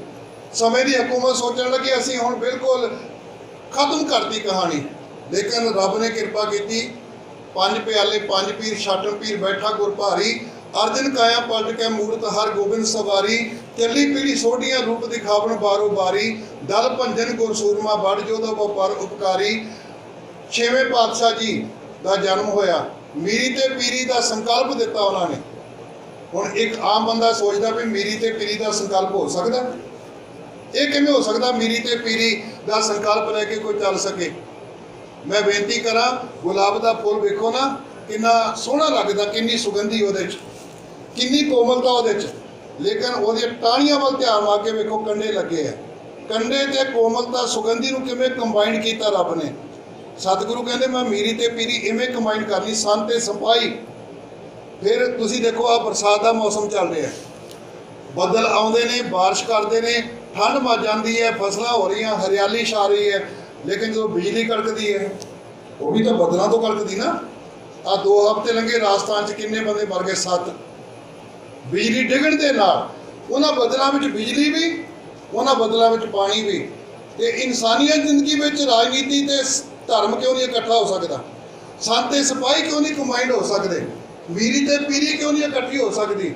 ਸਤਿਗੁਰੂ ਪਾਤਸ਼ਾਹ ਜੀ ਨੇ ਉਹ ਨਿਰਭਉ ਤੇ ਨਿਰਵੈਰਤਾ ਜੋ ਸੰਕਲਪ ਸੀ ਨਾ ਗੁਰੂ ਨਾਨਕ ਸਾਹਿਬ ਜੀ ਦਾ, ਉਹਨੂੰ ਅੱਗੇ ਪ੍ਰਫੁੱਲਤ ਕੀਤਾ ਤੇ 7ਵੇਂ 6ਵੇਂ ਪਾਤਸ਼ਾਹ ਜੀ ਦੇ ਧਰਮ ਪ੍ਰਚਾਰ ਦੀ ਸੇਵਾ ਨਿਭਾਈ। 4 ਯੁੱਧ ਲੜੇ, ਜਿੱਤਾਂ ਪ੍ਰਾਪਤ ਕੀਤੀਆਂ ਔਰ ਸਤਿਗੁਰੂ ਦੇ ਘਰ ਸੰਤਾਨ ਪੈਦਾ ਹੋਈ। 5 ਬੇਟੇ ਔਰ 5 ਬੇਟਿਆਂ ਦੇ ਨਾਲ ਇੱਕ ਬੇਟੀ ਦੀ ਦਾਤ ਵੀ ਪ੍ਰਾਪਤ ਹੋਈ। ਸਭ ਤੋਂ ਵੱਡੇ ਬਾਬਾ ਗੁਰਦਿੱਤਾ ਜੀ। ਤੇ ਬਾਬਾ ਗੁਰਦਿੱਤਾ ਜੀ ਦੇ ਘਰ ਜਿਹੜੇ ਕਿ ਧਰਮ ਪ੍ਰਚਾਰ ਦੀ ਸੇਵਾ ਨਿਭਾ ਰਹੇ ਬਾਬਾ ਸ੍ਰੀ ਚੰਦ ਜੀ ਦੇ ਜੋ ਕੇਂਦਰ ਨੇ, ਉਹਨਾਂ ਦੀ ਜ਼ਿੰਮੇਵਾਰੀ ਬਾਬਾ ਸ੍ਰੀ ਚੰਦ ਜੀ ਤੋਂ ਬਾਅਦ ਬਾਬਾ ਗੁਰਦਿੱਤਾ ਜੀ, ਜਿਨ੍ਹਾਂ ਨੂੰ ਆਮ ਤੌਰ ਤੇ ਆਮ ਲੋਕ ਅੱਜ ਬਾਬਾ ਗੁਰਦਿੱਤਾ ਦੀਨ ਦੁਨੀ ਦਾ ਟਿੱਕਾ ਜੋ ਮੰਗਿਆ ਸੋ ਦਿੱਤਾ, ਅਸੀਂ ਬਹੁਤਾ ਇੱਥੋਂ ਤੱਕ ਸੀਮਤ ਕਰਦੇ ਹਾਂ ਔਰ ਕਈ ਵਾਰੀ ਲੰਗੋਟੀ ਵਾਲੇ ਸ਼ਾਮਲ ਕਰਦੇ ਹਾਂ, ਜਦ ਕਿ ਉਹ ਯੋਧਾ ਹੈ। ਜੰਗਾਂ ਵਿੱਚ ਉਹਨਾਂ ਨੇ ਹਿੱਸਾ ਲਿਆ, ਵੱਡਾ ਪੁੱਤਰ ਹੈ। ਜੇ ਸਭ ਤੋਂ ਛੋਟਾ ਪੁੱਤਰ ਤੇਗ ਬਹਾਦਰ ਜੰਗਾਂ 'ਚ ਹਿੱਸਾ ਲੈ ਰਿਹਾ ਹੈ ਤੇ ਵੱਡਾ ਪੁੱਤਰ ਕਿਉਂ ਨਹੀਂ ਲਏਗਾ? ਉਹ ਸ਼ਿਕਾਰ ਵੀ ਖੇਡਦੇ ਹੈ। ਉਹਨਾਂ ਦੀ ਯਾਦ ਵਿੱਚ ਜਿੱਥੇ ਗਊ ਜੀਂਦੀ ਕੀਤੀ ਹੈ ਨਾ, ਉਹ ਜਿੰਦਬੜੀ ਪਿੰਡ ਦਾ ਨਾਂ ਹੈ। ਜੇ ਸ਼ਿਕਾਰ ਖੇਡਦੇ, ਸ਼ਸਤਰ ਰੱਖਦੇ ਤਾਂ ਹੀ ਹੈ ਨਾ। ਤੇ ਗੁਰੂ ਹਰਗੋਬਿੰਦ ਸਾਹਿਬ ਜੀ ਦੇ ਵੱਡੇ ਪੁੱਤਰ ਬਾਬਾ ਗੁਰਦਿੱਤਾ ਜੀ, ਜਿਨ੍ਹਾਂ ਦੇ ਘਰ ਅੱਗੇ ਬਾਬਾ ਧੀਰਮਲ ਜੀ ਤੇ ਗੁਰੂ ਹਰਿਰਾਏ ਸਾਹਿਬ ਜੀ। ਬਾਬਾ ਧੀਰਮਲ ਗੁਰੂ ਡੰਮ 'ਚ ਪੈ ਗਿਆ, ਜਿਵੇਂ ਅੱਜ ਕੱਲ੍ਹ ਬਹੁਤ ਸਾਰੇ ਲੋਕ ਪਏ ਹੈ ਵੀ ਆਪਾਂ ਵੱਖਰਾ ਪੰਥ ਚਲਾਉਣਾ, ਵੱਖਰੀ ਮਰਜ਼ਾਦਾ ਚਲਾਉਣੀ, ਨਵਾਂ ਕੇਂਦਰ ਸਥਾਪਿਤ ਕੀਤਾ, ਆਪਣੀ ਮਰਜ਼ਾਦਾ ਚਲਾ ਰਹੇ। ਸਾਨੂੰ ਗੁਰੂ ਨੇ ਸਿਧਾਂਤ ਦਿੱਤਾ ਸੀ, ਇੱਕਾ ਬਾਣੀ, ਇੱਕ ਗੁਰ, ਇੱਕੋ ਸ਼ਬਦ ਵਿਚਾਰ। ਔਰ ਉਸ ਤੋਂ ਬਾਅਦ ਧੀਰਮਲ ਜਦੋਂ ਦੂਜੇ ਪਾਸੇ ਚਲਾ ਗਿਆ, ਗੁਰੂ ਹਰਿਰਾਏ ਸਾਹਿਬ ਜੀ ਨੂੰ ਕਿਰਪਾ ਕਰਕੇ ਇਹ ਗੁਰਤਾ ਗੱਦੀ ਦੀ ਦਾਤ ਪ੍ਰਾਪਤ ਹੋਈ। ਔਰ ਉਹਦੇ ਪਿੱਛੇ ਆਪਾਂ ਇਹ ਘਟਨਾ ਪੜ੍ਹਦੇ ਹਾਂ ਕਿ ਜਦੋਂ ਪੁੱਲ ਟੁੱਟ ਗਿਆ ਤੇ ਪੁੱਲ ਟੁੱਟਣ ਤੋਂ ਬਾਅਦ ਬੈਠ ਕੇ ਰੋਣ ਲੱਗ ਪਏ। ਪਿਤਾ ਦਾਦਾ ਜੀ ਨੇ ਪੁੱਛਿਆ, ਕੀ ਕਾਰਨ ਹੈ ਤੇਰੇ ਰੋਣ ਦਾ? ਕਹਿਣ ਲੱਗਾ, ਸੱਚੇ ਪਾਤਸ਼ਾਹ ਤੁਰਿਆ ਜਾਂਦਾ ਸਾਂ ਤੇ ਮੇਰਾ ਚੋਲਾ ਅੜ ਗਿਆ, ਪੁੱਲ ਦੇ ਨਾਲ ਫਸ ਗਿਆ, ਕੰਬੜੀ ਹੋ ਗਿਆ। ਜਿਹਨੂੰ ਭਾਈ ਵੀਰ ਸਿੰਘ ਕਹਿੰਦੇ, ਡਾਲੀ ਨਾਲੋਂ ਤੋੜਨਾ ਸਾਨੂੰ ਅਸਾਂ ਹੱਡ ਮਹਿਕਦੀ ਲਾਈ, ਲੱਖ ਗਾਹਕ ਜੇ ਸੁੰਘੇ ਆ ਕੇ ਖਾਲੀ ਇੱਕ ਨਾ ਜਾਈ, ਜੇ ਤੂੰ ਇੱਕ ਤੋੜ ਕੇ ਲੈ ਗਿਓ ਇੱਕ ਜੋਗਾ ਰਹਿ ਜਾਸਾਂ, ਉਹ ਵੀ ਪਲਕ ਝਲਕਦਾ ਮੇਲਾ ਰੂਪ ਮਹਿਕ ਨਾ ਸਜਾਈ। ਮੇਰੇ ਤੋਂ ਬਹੁਤ ਵੱਡਾ ਨੁਕਸਾਨ ਹੋ ਗਿਆ। ਸਤਿਗੁਰੂ ਕਹਿੰਦੇ, ਕਿਵੇਂ ਹੋਇਆ? ਇਹਨਾਂ ਮੇਰਾ ਚੋਲਾ ਬਹੁਤ ਵੱਡਾ ਹੈ, ਉਹ ਫਸ ਗਿਆ। ਸਤਿਗੁਰੂ ਨੇ ਇੱਕ ਬਚਨ ਕੀਤਾ ਸਹਿਸਵਾ, ਕਹਿੰਦੇ, ਬੇਟਾ ਚੋਲਾ ਤੂੰ ਪਹਿਨਦਾ, ਵੱਡਾ ਸੰਭਾਲਣਾ ਮੈਂ। ਇੱਕ ਸੰਕੇਤ ਸੀ, ਤੈਨੂੰ ਸਮਾਜਿਕ ਰੁਤਬਾ ਬਹੁਤ ਵੱਡਾ ਮਿਲ ਜਾਏ, ਰਾਜਨੀਤਿਕ ਤਾਕਤ ਬਹੁਤ ਵੱਡੀ ਪ੍ਰਾਪਤ ਹੋ ਜਾਏ। ਬੇਟਾ ਉਹਦੀ ਸੰਭਾਲ ਵੀ ਕਰਨੀ, ਉਹਨੂੰ ਸੰਕੋਚ ਕੇ ਰੱਖਣਾ, ਲੋਕਾਂ ਦਾ ਖਲਾਰਾ ਨਹੀਂ ਪਾਉਣਾ, ਲੋਕਾਂ ਤੇ ਜ਼ੁਲਮ ਨਹੀਂ ਢਾਉਣੇ, ਲੋਕਾਂ ਦੇ ਹਿਰਦੇ ਛਲਣੀ ਨਹੀਂ ਕਰਨੇ। ਸੀਖ ਪਿਤਾਮੇ ਕੀ ਨਾ ਵਿਸਾਰੀ, ਸ਼੍ਰੀ ਹਰਿਰਾਏ ਪ੍ਰਤੱਗਿਆ ਧਾਰੀ। ਸਤਿਗੁਰੂ ਪਾਤਸ਼ਾਹ ਜੀ ਨੇ ਇਹ ਕਿਰਪਾਲਤਾ ਕੀਤੀ ਕਿ ਆਪ ਜੀ ਨੇ ਗੰਢ ਮਾਰ ਲਈ। ਕਹਿੰਦੇ, ਪਿਤਾ ਜੀ ਅੱਜ ਤੋਂ ਬਾਅਦ ਨੇ, ਕਿਉਂਕਿ ਪਿਓ ਤਾਂ ਸਿਰ ਤੋਂ ਲੱਥ ਚੁੱਕਾ ਹੈ, ਚਲੇ ਗਏ, ਬਾਬਾ ਗੁਰਦਿੱਤਾ ਜੀ ਚੜ੍ਹਾਈ ਕਰ ਚੁੱਕੇ ਹੈ, ਦਾਦਾ ਜੀ ਪਾਲਣਾ ਕਰ ਰਹੇ, ਦਾਦਾ ਜੀ ਦੀ ਰੇਖ ਵਿੱਚ ਵੀ ਪਾਲਣਾ ਹੋ ਰਹੀ 7ਵੇਂ ਪਾਤਸ਼ਾਹ ਦੀ। ਇਹ ਪੋਤਾ ਰਿਸ਼ਤੇ ਵਿੱਚ ਰੱਖਦਾ ਹੈ, ਉਹਨੂੰ ਗੁਰਤਾ ਗੱਦੀ ਦੀ ਸੰਭਾਲ ਕੀਤੀ ਗਈ। ਤੇ 7ਵੇਂ ਪਾਤਸ਼ਾਹ ਜੀ ਦੇ ਸਮੇਂ ਹਾਲਾਤ ਰਾਜਨੀਤਿਕ ਤੌਰ ਦੇ ਉੱਤੇ ਚੰਗੇ ਨੇ, ਜਿਵੇਂ ਗੁਰੂ ਨਾਨਕ ਸਾਹਿਬ ਦੇ ਸਮੇਂ ਨਹੀਂ ਨਾ ਠੀਕ, ਗੁਰੂ ਗੋਬਿੰਦ ਸਿੰਘ ਪਾਤਸ਼ਾਹ ਦੇ ਸਮੇਂ ਠੀਕ ਨਹੀਂ। ਸ਼ਾਹਜਹਾਂ 1657 'ਚ ਬਿਮਾਰ ਹੋ ਗਿਆ, ਉੱਤਰਾਂ 'ਚ ਰਾਜਗੱਦੀ ਵਾਸਤੇ ਅਪਦਰ ਖੜਾ ਹੋ ਗਿਆ। ਦਾਰਾ ਸ਼ਿਕੋਹ ਨੇ ਕਬਜ਼ਾ ਕਰਨ ਦਾ ਯਤਨ ਕੀਤਾ, ਲੇਕਿਨ ਸ਼ਾਮੂਗੜ੍ਹ ਦੇ ਮੈਦਾਨ ਦੇ ਵਿੱਚ ਔਰੰਗਜ਼ੇਬ ਜੇਤੂ ਰਹਿ ਗਿਆ 1657 ਦੇ ਵਿੱਚ। ਔਰ ਦਾਰਾ ਸ਼ਿਕੋਹ ਤੋਂ ਭਗੌੜਾ ਹੋ ਕੇ ਨਿਕਲ ਗਿਆ, ਭੱਜਿਆ, ਪੰਜਾਬ ਨੂੰ ਭੱਜਿਆ, ਸੁਲਤਾਨਪੁਰ ਪਹੁੰਚਿਆ, ਉੱਥੇ ਸ਼ੈਲਟਰ ਲੈਣ ਦਾ ਯਤਨ ਕੀਤਾ। ਜਿਹੜਾ ਕਿਲ੍ਹਾ ਸੀ ਸੁਲਤਾਨਪੁਰ ਕਦੀ ਬਹੁਤ ਵੱਡਾ ਕੇਂਦਰ ਸੀ। ਇਤਿਹਾਸ ਕਹਿੰਦਾ ਵੀ ਔਰੰਗਜ਼ੇਬ ਜਾਂ ਸ਼ਹਿਜ਼ਾਦੇ ਇੱਥੇ ਆ ਕੇ ਪੜ੍ਹੇ ਸੁਲਤਾਨਪੁਰ ਦੇ ਵਿੱਚ, ਜਿਹਨੂੰ ਅਸੀਂ ਅੱਜ ਹੁਣ ਥੋੜ੍ਹਾ ਜਿਹਾ ਪ੍ਰਗਟ ਹੋਇਆ ਜਦੋਂ ਗੁਰੂ ਸਾਹਿਬ ਦੀ ਜੇ ਅਸੀਂ ਸ਼ਤਾਬਦੀ ਮਨਾਈ। ਨਹੀਂ, ਸੁਲਤਾਨਪੁਰ ਦਾ ਪਤਾ ਹੀ ਨਹੀਂ ਜਿੱਥੋਂ ਸਿੱਖ ਧਰਮ ਦਾ ਪ੍ਰਚਾਰ ਆਰੰਭ ਕੀਤਾ। ਅਸਲ ਵਿੱਚ ਸਿੱਖ ਧਰਮ ਦੀ ਇੱਕ ਯਾਤਰਾ ਸੁਲਤਾਨਪੁਰ ਤੋਂ ਲੈ ਕੇ ਕੇਸਗੜ੍ਹ ਸਾਹਿਬ ਤੱਕ, ਉਹ ਸੁਲਤਾਨਪੁਰ ਨੂੰ ਅਸੀਂ ਕਦੀ ਉਜਾਗਰ ਹੀ ਨਹੀਂ ਕੀਤਾ। ਉਹ ਬਹੁਤ ਵੱਡਾ ਕੇਂਦਰ, ਲੇਕਿਨ ਉੱਥੋਂ ਨਿਕਲਿਆ ਅੱਗੇ ਲਾਹੌਰ ਵੱਲ ਨੂੰ ਭੱਜਿਆ, ਔਰੰਗਜ਼ੇਬ ਦਾ ਪਿੱਛਾ ਕਰ ਰਿਹਾ। ਇਹ ਫੜਿਆ ਗਿਆ, ਫੜ ਕੇ ਇਹਨੂੰ ਮਾਰ ਦਿੱਤਾ ਗਿਆ, ਖਤਮ ਕਰ ਦਿੱਤਾ ਗਿਆ। ਉਸ ਤੋਂ ਬਾਅਦ ਔਰੰਗਜ਼ੇਬ ਨੇ ਉਹਨਾਂ ਲੋਕਾਂ ਨੂੰ ਸਮਨ ਕਰਨੇ ਸ਼ੁਰੂ ਕਰਤੇ ਜਿਨ੍ਹਾਂ ਲੋਕਾਂ ਨੇ ਇਹਦੀ ਹੈਲਪ ਕੀਤੀ ਪੰਜਾਬ ਦੇ ਵਿੱਚ। ਸੱਤਵੇਂ ਪਾਤਸ਼ਾਹ ਦਾ ਨਾਮ ਵੀ ਸੂਚੀ ਸ਼ਾਮਲ ਹੋ ਗਿਆ ਲਿਸਟ ਵਿੱਚ। ਸੱਤਵੇਂ ਪਾਤਸ਼ਾਹ ਨੂੰ ਸੰਮਲ ਕੀਤੇ ਗਏ। ਜਦੋਂ ਸੰਮਲ ਕੀਤੇ ਗਏ, ਗੁਰੂ ਸਾਹਿਬ ਕਹਿੰਦੇ ਵੀ ਮੈਂ ਨਹੀਂ ਆ ਸਕਦਾ ਤੇ ਮੇਰਾ ਬੇਟਾ ਜਾ ਸਕਦਾ। ਜੇ ਤੁਸੀਂ ਬਹੁਤ ਮਜਬੂਰ ਕਰਦੇ ਹੋ, ਬੇਟਾ ਜਾਏਗਾ। ਉਹਦੀ ਉਮਰ ਉਸ ਵੇਲੇ ਤਕਰੀਬਨ 13 ਸਾਲ ਰਾਮ ਰਾਏ ਦੀ। ਤੇ ਬੇਟੇ ਨੂੰ ਪ੍ਰੇਰਣਾ ਕੀਤੀ ਕਿ ਤੇਰੀ ਰਸਨਾ ਦੇ ਉੱਤੇ ਗੁਰੂ ਨਾਨਕ ਸਾਹਿਬ ਬੈਠਣਗੇ, ਗੱਲ ਸੋਚ ਸਮਝ ਕੇ ਕਰਨੀ, ਗੁਰਬਾਣੀ ਦੀ ਬੇਅਦਬੀ ਨਹੀਂ ਕਰਨੀ। ਲੇਕਿਨ ਲਾਲਚ ਵਿੱਚ ਆ ਗਿਆ। ਲਾਲਚ ਵਿੱਚ ਆ ਕੇ ਕੀ ਕੀਤਾ ਉਹਨੇ? ਗੁਰਬਾਣੀ ਦੀ ਪੰਕਤੀ ਨਹੀਂ ਬਦਲੀ, ਉਹਨੇ ਕੇਵਲ ਅੱਧਾ ਅੱਖਰ ਬਦਲਿਆ। ਮਿੱਟੀ ਮੁਸਲਮਾਨ ਕੀ ਥਾਂ ਦੇ ਉੱਤੇ ਮਿੱਟੀ ਬੇਈਮਾਨ ਕੀ ਕਿਹਾ। ਤੇ ਗੁਰੂ ਸਾਹਿਬ ਜੀ ਨੇ ਹੁਕਮ ਕਰਤਾ ਕਿ ਅੱਜ ਤੋਂ ਬਾਅਦ ਮੈਂ ਆਪਣੇ ਪੁੱਤਰ ਨੂੰ ਬੇਦਖਲ ਕਰਦਾ। ਇਹਦੇ ਨਾਲ ਪੰਥ ਦਾ ਕੋਈ ਵਾਸਤਾ ਨਹੀਂ, ਮੇਰਾ ਕੋਈ ਵਾਸਤਾ ਨਹੀਂ। ਆ ਸਾਡੇ ਜੋ ਕਿੰਨੇ ਜਿਹੜਾ ਇਹ ਸਟੈਪ ਲੈ ਸਕਣ ਵੀ ਸਾਡਾ ਪੁੱਤਰ ਸਿੱਖੀ ਤੋਂ ਪਰੇ ਹੋ ਗਿਆ, ਉਧਰ ਚਲਾ ਗਿਆ, ਅਸੀਂ ਕਿੰਨੇ ਕੁ ਸਟੈਪ ਲੈ ਸਕਦੇ ਹਾਂ? ਡਰਦੇ ਹਾਂ। ਇਹਨੂੰ ਕੁਛ ਆਖੀਏ ਨਾ, ਕਿਤੇ ਗੋਲੀਆਂ ਖਾ ਕੇ ਹੋਰ ਨਾ ਕੁਛ ਭਾਣਾ ਵਰਤਾ ਲਵੇ, ਪੱਖੇ ਨਾਲ ਨਾ ਲਟਕ ਜਾਏ। ਸਾਡੇ ਅੰਦਰ ਇੱਕ ਸਹਿਮ ਪੈਦਾ ਹੋ ਗਿਆ। ਲੇਕਿਨ ਗੁਰੂ ਸਾਹਿਬ ਨੇ ਸਟੈਪ ਲਿਆ ਤਾਂ ਕਿ ਸਾਡੇ ਵਿੱਚ ਮਲਗੋਬਾ ਨਾ ਹੋਵੇ। ਮੇਰੇ ਗੁਰੂ ਅਮਰਦਾਸ ਜੀ ਨੇ ਜੋ ਕਿਰਪਾ ਕੀਤੀ ਹੈ, ਸਤਿਗੁਰੂ ਬਿਨਾਂ ਹੋਰ ਕੱਚੀ ਹੈ ਬਾਣੀ, ਬਾਣੀ ਤਾਂ ਕੱਚੀ ਸਤਿਗੁਰੂ ਬਾਝੋਂ ਹੋਰ ਕੱਚੀ ਬਾਣੀ। ਕਹਿੰਦੇ ਕੱਚੇ ਸੁਣਦੇ ਕੱਚੇ, ਕੱਚੀ ਆਖ ਬਖਾਣੀ, ਚਿਤ ਜਿਨ ਕਾ ਹਿਰਦਿਆ ਮਾਇਆ ਬੋਲਣ ਪੈ ਰਵਾਣੀ। ਕਹੇ ਨਾਨਕ ਸਤਿਗੁਰੂ ਬਾਝੋਂ ਹੋਰ ਕੱਚੀ ਬਾਣੀ। ਇਹਨੂੰ ਪਰਪੱਕਤਾ ਨਾਲ ਪ੍ਰਚਾਰਨ ਦੀ ਲੋੜ ਹੈ। ਭਾਵੇਂ ਮੇਰਾ ਪੁੱਤਰ ਹੈ, ਲੇਕਿਨ ਇਹਨੇ ਬਹੁਤ ਵੱਡੀ ਅਵਗਿਆ ਕੀਤੀ ਹੈ। ਮੈਂ ਹੁਕਮ ਕਰਦਾ, ਜਿਨ ਪੈ ਅਦਬ ਨਾ ਬਾਣੀ ਧਾਰਾ, ਸੋ ਜਾਣੋ ਸਿੱਖ ਨਹੀਂ ਹਮਾਰਾ। ਜਿਹੜਾ ਇਸ ਬਾਣੀ ਦਾ ਸਤਿਕਾਰ ਨਹੀਂ ਕਰੇਗਾ, ਉਹ ਸਾਡਾ ਕੁਝ ਨਹੀਂ ਲੱਗਦਾ। ਰਾਮ ਰਾਏ ਔਰੰਗਜ਼ੇਬ ਦੇ ਖੇਮੇ ਚਲਾ ਗਿਆ। ਇਹਨੂੰ ਨੌਕਰੀ ਵੀ ਦੇ ਦਿੱਤੀ ਗਈ ਔਰ ਨਾਲ ਜਗੀਰ ਵੀ ਦੇ ਦਿੱਤੀ ਗਈ। ਉਸ ਇਲਾਕੇ ਦਾ ਨਾਂ ਸੀ ਖੁਰਬੱਦੀ, ਜਿੱਥੇ ਹੁਣ ਦੇਹਰਾਦੂਨ ਹੈ। ਦੂਣ ਦਾ ਇਲਾਕਾ ਹੁੰਦਾ ਹੈ ਜਿੱਥੇ ਦੋਨੋਂ ਪਾਸੇ ਪਹਾੜੀਆਂ ਹੋਣ, ਜਿਵੇਂ ਦੁਆਬਾ ਜੋ ਦਰਿਆਵਾਂ ਦੇ ਵਿਚਕਾਰ ਦਾ ਇਲਾਕਾ, ਮਾਝਾ ਰਾਵੀ ਤੇ ਬਿਆਸ ਦੇ ਵਿਚਕਾਰ ਦਾ ਇਲਾਕਾ, ਇਵੇਂ ਦੂਣ ਜਿੱਥੇ ਇੱਧਰ ਵੀ ਪਹਾੜੀਆਂ ਤੇ ਇੱਧਰ ਵੀ ਪਹਾੜੀਆਂ। ਦੇਹਰਾਦੂਨ ਤਾਂ ਬਣਿਆ ਜਦੋਂ ਬਾਬਾ ਰਾਮ ਰਾਏ ਜੀ ਦਾ ਡੇਰਾ ਬਣ ਗਿਆ। ਬਾਬਾ ਰਾਮ ਰਾਏ ਨੇ ਮਾਫੀ ਵੀ ਮੰਗ ਲਈ, ਲੇਕਿਨ ਉਹਨੂੰ ਗੁਰਤਾ ਗੱਦੀ ਦੇ ਲਾਇਕ ਨਹੀਂ ਮੰਨਿਆ ਗੁਰੂ ਸਾਹਿਬ ਜੀ ਨੇ। ਔਰ ਉਸ ਤੋਂ ਬਾਅਦ ਜਦੋਂ ਗੁਰੂ ਹਰਿ ਸਾਹਿਬ ਜੀ ਜੋਤੀ ਜੋਤ ਸਮਾਨ ਤੋਂ ਪਹਿਲਾਂ ਜੋ ਫੈਸਲਾ ਕੀਤਾ, ਉਹ ਆਪਣੇ ਵੱਡੇ ਪੁੱਤਰ ਨੂੰ ਛੱਡ ਕੇ ਜਿਹੜਾ ਲਾਇਕ ਸੀ ਨਾ, ਜਿਨ੍ਹਾਂ ਨੂੰ ਅਸੀਂ ਚੇਤੇ ਕਰਦੇ ਹਾਂ, ਸ਼੍ਰੀ ਹਰਿਕ੍ਰਿਸ਼ਨ ਧਿਆਈਐ ਜਿਸ ਡਿਠੈ ਸਭ ਦੁੱਖ ਜਾਏ, ਜਿਹੜੇ 1652 ਵਿੱਚ ਪੈਦਾ ਹੋਏ, ਉਸ ਗੁਰੂ ਹਰਿਕ੍ਰਿਸ਼ਨ ਸਾਹਿਬ ਜੀ ਨੂੰ ਗੁਰਤਾ ਗੱਦੀ ਤੇ ਬਿਠਾਇਆ ਗਿਆ, ਸੰਭਾਲ ਕੀਤੀ ਗਈ, ਉਹਨਾਂ ਨੂੰ ਬਖਸ਼ਿਸ਼ ਕੀਤੀ ਗਈ, ਰਹਿਮਤ ਕੀਤੀ ਗਈ। ਆਮ ਤੌਰ ਦੇ ਉੱਤੇ ਬੰਦੇ ਸੋਚਦੇ ਆ, ਮਨੁੱਖ ਸੋਚਦਾ ਹੈ ਵੀ ਇੱਕ 5 ਸਾਲ ਦਾ ਬੱਚਾ, 7 ਸਾਲ ਦਾ ਬੱਚਾ, 9 ਸਾਲ ਦਾ ਬੱਚਾ, ਕਿਉਂਕਿ ਜਦੋਂ ਤੁਸੀਂ ਭੱਟਵੀਆਂ ਨੂੰ ਸੋਮੇ ਮੰਨ ਕੇ ਪੜ੍ਹੋਗੇ ਨਾ, ਤੇ ਉਸ ਵੇਲੇ 1652 ਮੰਨਦੇ ਹੋ ਬਰਥ, ਜਿਹੜਾ ਜਨਮ ਪ੍ਰਕਾਸ਼ ਮੰਨਦੇ ਆ। ਤੇ ਕਈ ਸੋਮੇ ਜਿਹੜੇ ਚੱਲ ਰਹੇ ਪਹਿਲਾਂ, ਉਹ 1656 ਮੰਨਦੇ। ਇਸ ਕਰਕੇ ਜਿਹੜੇ ਭੱਟਵੀਆਂ ਵਾਲੇ ਸੋਮਾ ਮੰਨਣ ਵਾਲੇ ਨੇ, ਉਹ 11 ਸਾਲ ਤੱਕ ਉਮਰ ਮੰਨਦੇ। ਤੇ ਦੂਸਰੇ ਜਿਹੜੇ ਨੇ ਉਹ 8 ਸਾਲ ਕੁਛ ਮਹੀਨੇ ਉਮਰ ਮੰਨਦੇ ਆ। ਇਹਨਾਂ ਗੱਲਾਂ 'ਚ ਕੁਝ ਨਹੀਂ ਪਿਆ। ਗੱਲ ਹੈ ਗੁਰੂ ਸਾਹਿਬ ਦੀ ਸ਼ਖਸੀਅਤ ਜਿਹੜੀ ਕਿੱਡੀ ਮਹਾਨ ਹੈ। ਤੇ ਉਹ ਗੁਰੂ ਸਾਹਿਬ ਜੀ ਦੇ ਸਰੀਰ ਨੂੰ ਸੋਚ ਕੇ, 5 ਸਾਲ ਦੀ ਉਮਰ ਨੂੰ ਸੋਚ ਕੇ ਕਹਿੰਦੇ ਵੀ ਇਸ ਤਰ੍ਹਾਂ ਗੁਰੂ ਹੋ ਸਕਦਾ।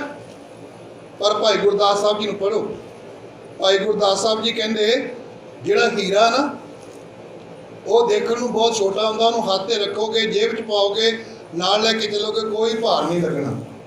ਜੈਸੇ ਹੀਰਾ ਹਾਥ में तनक दिखाई देत, ਰਾਈ ਮਾਤਰ ਲੱਗਦਾ, ਕੋਈ ਭਾਰ ਨਹੀਂ। ਲੇਕਿਨ ਜਦੋਂ ਮਾਰਕੀਟ ਵਿੱਚ ਲੈ ਕੇ ਜਾਓ, ਮਾਰਕੀਟ ਵਿੱਚ ਉਹਦੀ ਇੰਨੀ ਵੈਲਿਊਏਸ਼ਨ ਪਾਈ ਜਾਂਦੀ ਹੈ ਨਾ ਕਿ ਤੁਹਾਡੀਆਂ ਕਈ ਪੁਸ਼ਤਾਂ ਤੱਕ ਤੁਹਾਨੂੰ ਧਨ ਪ੍ਰਾਪਤ ਹੋ ਜਾਂਦਾ ਹੈ।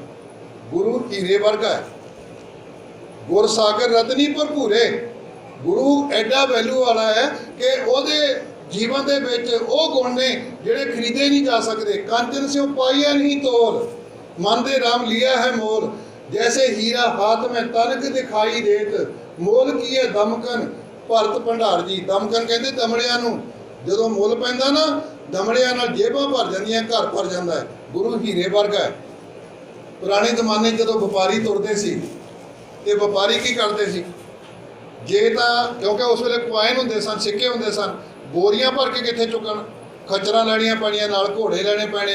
वो की करते सी, जिन्ना व्यापार वास्ते माया चाहिदी, पैसा चाहिदा, ਉਹਦੀ हुंडी करवा ਦਿੱਤੀ। हुंडी करवा के जेब ਵਿੱਚ कागज पा लिया। ਅੱਜ ਸਾਡੇ ਕੋਲ क्रेडिट कार्ड, ਸਾਡੇ ਕੋਲ डेबिट कार्ड, ਸਾਡੇ ਕੋਲ travel cheque, travel cheque 2 crore का हो, 10 करोड़ का हो, 10 अरब का हो, भार लगता? क्रेडिट कार्ड का कोई भार लगता? डेबिट कार्ड का कोई भार लगता? हुंडी के कागज़ का कोई भार लगता? गुरु तो इस तरह का हल्का है, बिल्कुल लाइट वेट है।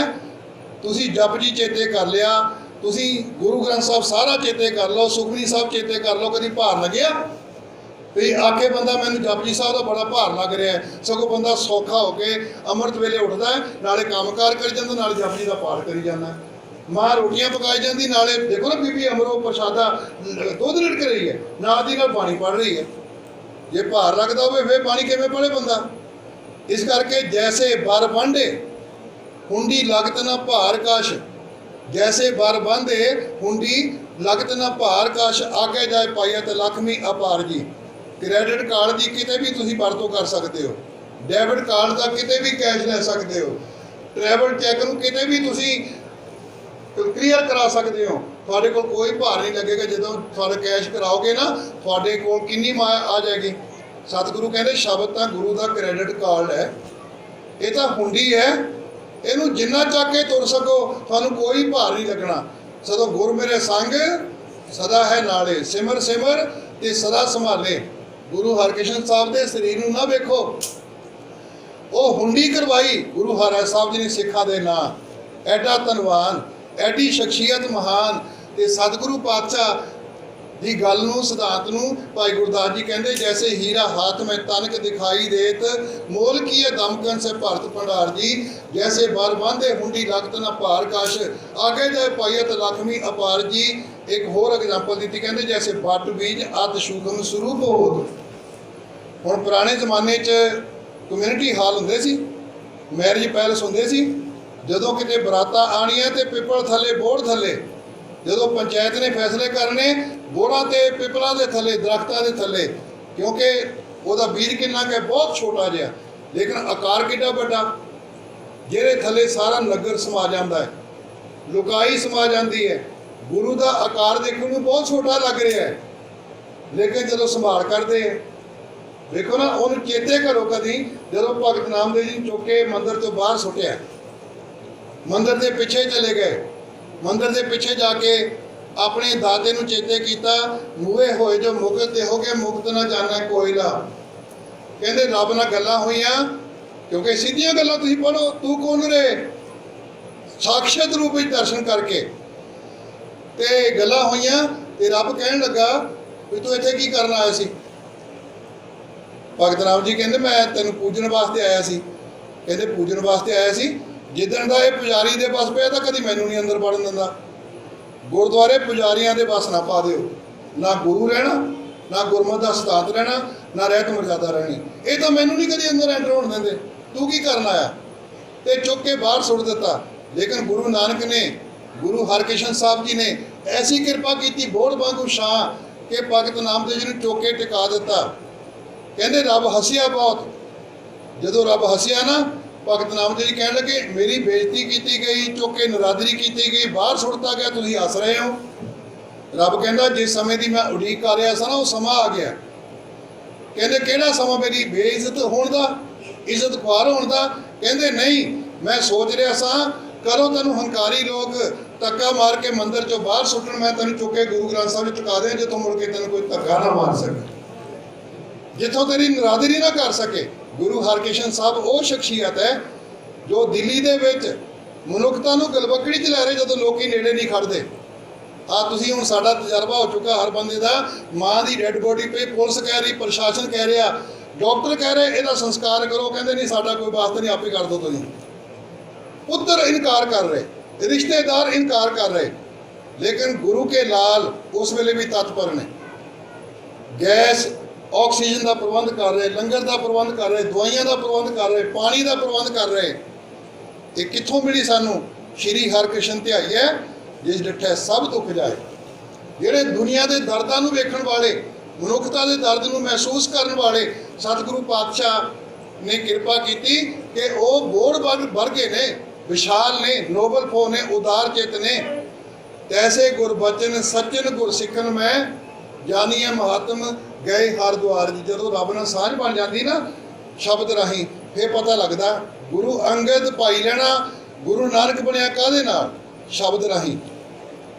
ਗੁਰੂ ਨਾਨਕ ਸਾਹਿਬ ਨੂੰ ਜੋਗੀਆਂ ਨੇ ਪੁੱਛਿਆ ਸੀ, ਕਹਿੰਦੇ ਜੋਗੀ ਵੀ ਸੱਚੇ ਪਾਤਸ਼ਾਹ ਬਾਬਰ ਤੁਹਾਡੇ ਸਾਹਮਣੇ ਝੁਕਿਆ, ਅਸੀਂ ਤੁਹਾਡੇ ਸਾਹਮਣੇ ਝੁਕਿਆ, ਹੱਥ ਖੜੇ ਕਰ ਕਹਿੰਦੇ ਧੰਨ ਨਾਨਕ ਤੇਰੀ ਵੱਡੀ ਕਮਾਈ, ਵੱਡਾ ਪੁਰਖ ਪ੍ਰਗਟਿਆ, ਕਲਯੁਗ ਅੰਦਰ ਜੋਤ ਜਗਾਈ। ਸੱਚੇ ਪਾਤਸ਼ਾਹ ਅਸੀਂ ਤੁਹਾਨੂੰ ਮੱਥਾ ਟੇਕਿਆ, ਨਮਸਕਾਰ ਕੀਤਾ, ਲੇਕਿਨ ਸਾਨੂੰ ਦੱਸੋ ਤੁਸੀਂ ਕਿਸੇ ਅੱਗੇ ਝੁਕੋਗੇ? ਗੁਰੂ ਨਾਨਕ ਨੇ ਦੋ ਟੋਕ ਗੱਲ ਕੀਤੀ, ਕਹਿੰਦੇ ਜਿਹੜਾ ਸ਼ਬਦ ਦੀ ਕਮਾਈ ਕਰੇਗਾ ਮੈਂ ਉਹਦੇ ਅੱਗੇ ਝੁਕਾਂਗਾ, ਸਰੀਰ ਅੱਗੇ ਨਹੀਂ, ਸ਼ਬਦ ਦੀ ਕਮਾਈ ਅੱਗੇ ਝੁਕਿਆ ਜਾ ਰਿਹਾ। ਗੁਰੂ ਅਮਰਦਾਸ ਦੇ ਅੱਗੇ ਗੁਰੂ ਅੰਗਦ ਸਾਹਿਬ ਮੱਥਾ ਟੇਕ ਰਹੇ। ਚੱਲਦਾ ਚੱਲਦਾ ਪੰਥ ਕਲਗੀਧਰ ਪਾਤਸ਼ਾਹ ਜੀ ਅਮਰ ਦੀ ਦਾਤ ਦੇ ਕੇ ਗੋਡੇ ਟੇਕ ਕੇ ਮੰਗ ਕਰ ਰਹੇ ਪੰਥ ਤੋਂ, ਮੈਨੂੰ ਹੁਣ ਇਹ 'ਚ ਗੋਬਿੰਦ ਸਿੰਘ ਬਣਾ ਕੇ ਸ਼ਾਮਲ ਕਰੋ। ਹੈ ਨਹੀਂ ਕਮਾਲ? ਇਹ ਕੀ ਹੈ? ਇਹ ਸ਼ਬਦ ਦੀ ਰਾਹੀਂ ਉਹਦਾ ਰੂਪ ਬਣਨਾ। ਕੈਸੇ ਗੁਰ ਬਚਨ ਸੱਚਨ ਗੁਰ ਸਿੱਖਨ ਮੈਂ ਜਾਨੀਏ ਮਹਾਤਮ ਗਏ ਹਰ ਦੁਆਰ ਜੀ। ਤੇ ਸਤਿਗੁਰੂ ਪਾਤਸ਼ਾਹ ਜੀ ਨੂੰ ਜਦੋਂ ਸੁਨੇਹਾ ਪ੍ਰਾਪਤ ਹੋਇਆ ਨਾ ਦੁਬਾਰਾ ਵੀ ਤੁਹਾਨੂੰ ਦਿੱਲੀ ਬੁਲਾਇਆ ਗਿਆ, ਪਰਸਰਾਮ ਜਿਹੜਾ ਜੈ ਸਿੰਘ ਦਾ ਰਾਜੇ ਦਾ ਉਸ ਵੇਲੇ ਦੀਵਾਨ ਸੀ ਨਾ, ਉਹ ਰੱਥ ਲੈ ਕੇ ਪਹੁੰਚਿਆ ਕੀਰਤਪੁਰ ਸਾਹਿਬ ਤੋਂ ਗੁਰੂ ਸਾਹਿਬ ਚੱਲੇ, ਔਰ ਕੀਰਤਪੁਰ ਸਾਹਿਬ ਤੋਂ ਚੱਲ ਕੇ ਰੋਪੜ ਬਨੂੜ ਇਹ ਸਾਰੇ ਇਲਾਕੇ 'ਚ ਹੋ ਕੇ ਪੰਜੋਖੜਾ ਸਾਹਿਬ ਪਹੁੰਚ ਗਏ। ਪੰਜੋਖੜਾ ਸਾਹਿਬ ਜਿਹੜਾ ਸੈਂਟਰ ਹੈ ਨਾ, ਇਹ ਕੇਵਲ 8ਵੇਂ ਪਾਤਸ਼ਾਹ ਦੇ ਚਰਨ ਪੈਣ ਨਾਲ ਹੀ ਨਹੀਂ, ਪਹਿਲੇ ਪਾਤਸ਼ਾਹ ਉੱਥੇ ਗਏ, ਕਿਉਂਕਿ ਗੁਰੂ ਸਾਹਿਬ ਕੁਰਸ਼ੇਤਰ ਵੀ ਗਏ ਨਾ, ਸਰਸੇ ਗਏ, ਕਰਨਾਲ ਗੁਰਦੁਆਰਾ ਹੈ, ਪੂਰੇ ਹਰਿਆਣੇ ਵਿੱਚ ਧਰਮ ਪ੍ਰਚਾਰ ਦੀ ਸੇਵਾ ਕੀਤੀ। ਪੰਜੋਖੜੇ ਗੁਰੂ ਨਾਨਕ ਪਾਤਸ਼ਾਹ ਜੀ ਨੇ ਧਰਮਸ਼ਾਲਾ ਕੇਂਦਰ ਸਥਾਪਿਤ ਕੀਤਾ। ਉਸ ਤੋਂ ਬਾਅਦ ਤੀਸਰੇ ਪਾਤਸ਼ਾਹ ਦਾ ਪ੍ਰਚਾਰਕ ਦੌਰਾ ਪੜੋ ਤੁਖਾਰੀ ਰਾਗ 'ਚੋਂ। ਪ੍ਰਥਮ ਆਏ ਕੁਲਖੇਤ, ਦੂਤੀਆ ਜਮਨ ਗਏ, ਤ੍ਰਿਤੀਆ ਆਏ ਸੁਰਸਰੀ। ਇਹ ਪੂਰਾ ਹਰਿਆਣਾ ਤੇ ਅੱਗੇ ਹਰਿਦੁਆਰ ਤੱਕ ਕੰਪਲੀਟ ਦੌਰਾ ਮਿਲਦਾ, ਪ੍ਰਚਾਰਕ ਦੌਰਾ, ਜਿਹਦੇ 'ਚ ਭਾਈ ਜੇਠਾ ਜੀ ਵੀ ਸ਼ਾਮਲ ਹੈ। ਤੀਸਰੇ ਪਾਤਸ਼ਾਹ ਤੋਂ ਬਾਅਦ 6ਵੇਂ ਪਾਤਸ਼ਾਹ ਜੀ ਕੁਰਸ਼ੇਤਰ 6ਵੇਂ ਪਾਤਸ਼ਾਹ ਦਾ ਗੁਰਦੁਆਰਾ, ਇੱਥੇ ਆ ਕੇ ਟਿਕੇ। ਫਿਰ ਹੁਣ 8ਵੇਂ ਪਾਤਸ਼ਾਹ ਜੀ ਜਦੋਂ ਪਤਾ ਲੱਗਿਆ ਵੀ ਕਾਬਲ ਤੋਂ ਸੰਗਤ ਆਈ ਹੈ ਔਰ ਉਹ ਮਿਲਣਾ ਚਾਹੁੰਦੀ ਹੈ, ਪਹਿਲਾਂ ਕੀਰਤਪੁਰ ਸਾਹਿਬ ਗਏ, ਲੇਕਿਨ ਗੁਰੂ ਸਾਹਿਬ ਉੱਥੋਂ ਨਿਕਲ ਚੁੱਕੇ ਸੀ, ਚੱਲ ਚੁੱਕੇ ਸੀ, ਬਿਆਨਾ ਕਰ ਚੁੱਕੇ ਸੀ, ਤੇ ਇੱਥੇ ਟਿਕ ਗਏ। ਇੱਥੇ ਗੁਰੂ ਸਾਹਿਬ ਦਾ ਰੋਜ਼ ਦੀਵਾਨ ਸਜਦਾ, ਕਿਉਂਕਿ ਸਿੱਖ ਇੱਥੇ ਰਹਿੰਦੇ ਆ, ਦੀਵਾਨ ਰੋਜ਼ ਸਜੇ। ਇੱਕ ਪੰਡਿਤ ਲਾਲ ਚੰਦ ਗੁਰੂ ਸਾਹਿਬ ਦੇ ਕੋਲ ਆ ਕੇ ਕਹਿੰਦਾ ਵੀ ਤੁਸੀਂ ਹਰਕ੍ਰਿਸ਼ਨ ਹੋ? ਕਹਿੰਦੇ ਹਾਂ, ਹਰਕ੍ਰਿਸ਼ਨ ਕਰਕੇ ਮੈਨੂੰ ਨਾਂ ਸੱਦਿਆ ਜਾਂਦਾ। ਕਹਿੰਦੇ ਤੁਸੀਂ ਤਾਂ ਸਾਡੇ ਕ੍ਰਿਸ਼ਨ ਤੋਂ ਵੀ ਵੱਡੇ ਹੋ। ਇਹ ਕਹਿੰਦੇ ਤੁਹਾਨੂੰ ਪਤਾ ਹੋਏਗਾ, ਮੈਨੂੰ ਨਹੀਂ ਪਤਾ ਇਸ ਗੱਲ ਦਾ ਵੀ ਹਰਕ੍ਰਿਸ਼ਨ ਕ੍ਰਿਸ਼ਨ ਤੋਂ ਵੱਡਾ ਕੌਣ ਵੱਡਾ। ਸਾਨੂੰ ਤਾਂ ਇਹ ਸਿਖਾਇਆ ਗਿਆ ਸਭ ਤੇ ਹਮ ਬੁਰੇ ਹਮ ਤਜ ਭਲੋ ਸਭ ਕੋਏ, ਜਿਨ ਐਸਾ ਕਰ ਬੂਝਿਆ ਮੀਤ ਹਮਾਰਾ ਸੋਏ। ਉਹਨੇ ਚੈਲੰਜ ਕਰਤਾ, ਕਹਿੰਦਾ ਕੋਈ ਕੱਢੋ ਤਾਂ, ਜਾਂ ਤੁਸੀਂ ਆਓ ਜਿਹੜਾ ਗੀਤਾ ਦੇ ਅਰਥ ਕਰਕੇ ਸੁਣਾਵੇ। ਹੁਣ ਅਸੀਂ ਪੜ੍ਹਦੇ ਹਾਂ ਵੀ ਇੱਕ ਬੰਦਾ ਲਿਆਂਦਾ ਛੱਜੂ ਝੀਵਰ ਕਰਕੇ, ਜਿਹੜਾ ਗੁੰਗਾ ਹੈ ਔਰ ਬੋਲਾ ਹੈ। ਮੈਂ ਇਹਨੂੰ ਹੋਰ ਤਰ੍ਹਾਂ ਲੈਂਦਾ ਸਿਧਾਂਤਕ ਤੌਰ ਦੇ ਉੱਤੇ।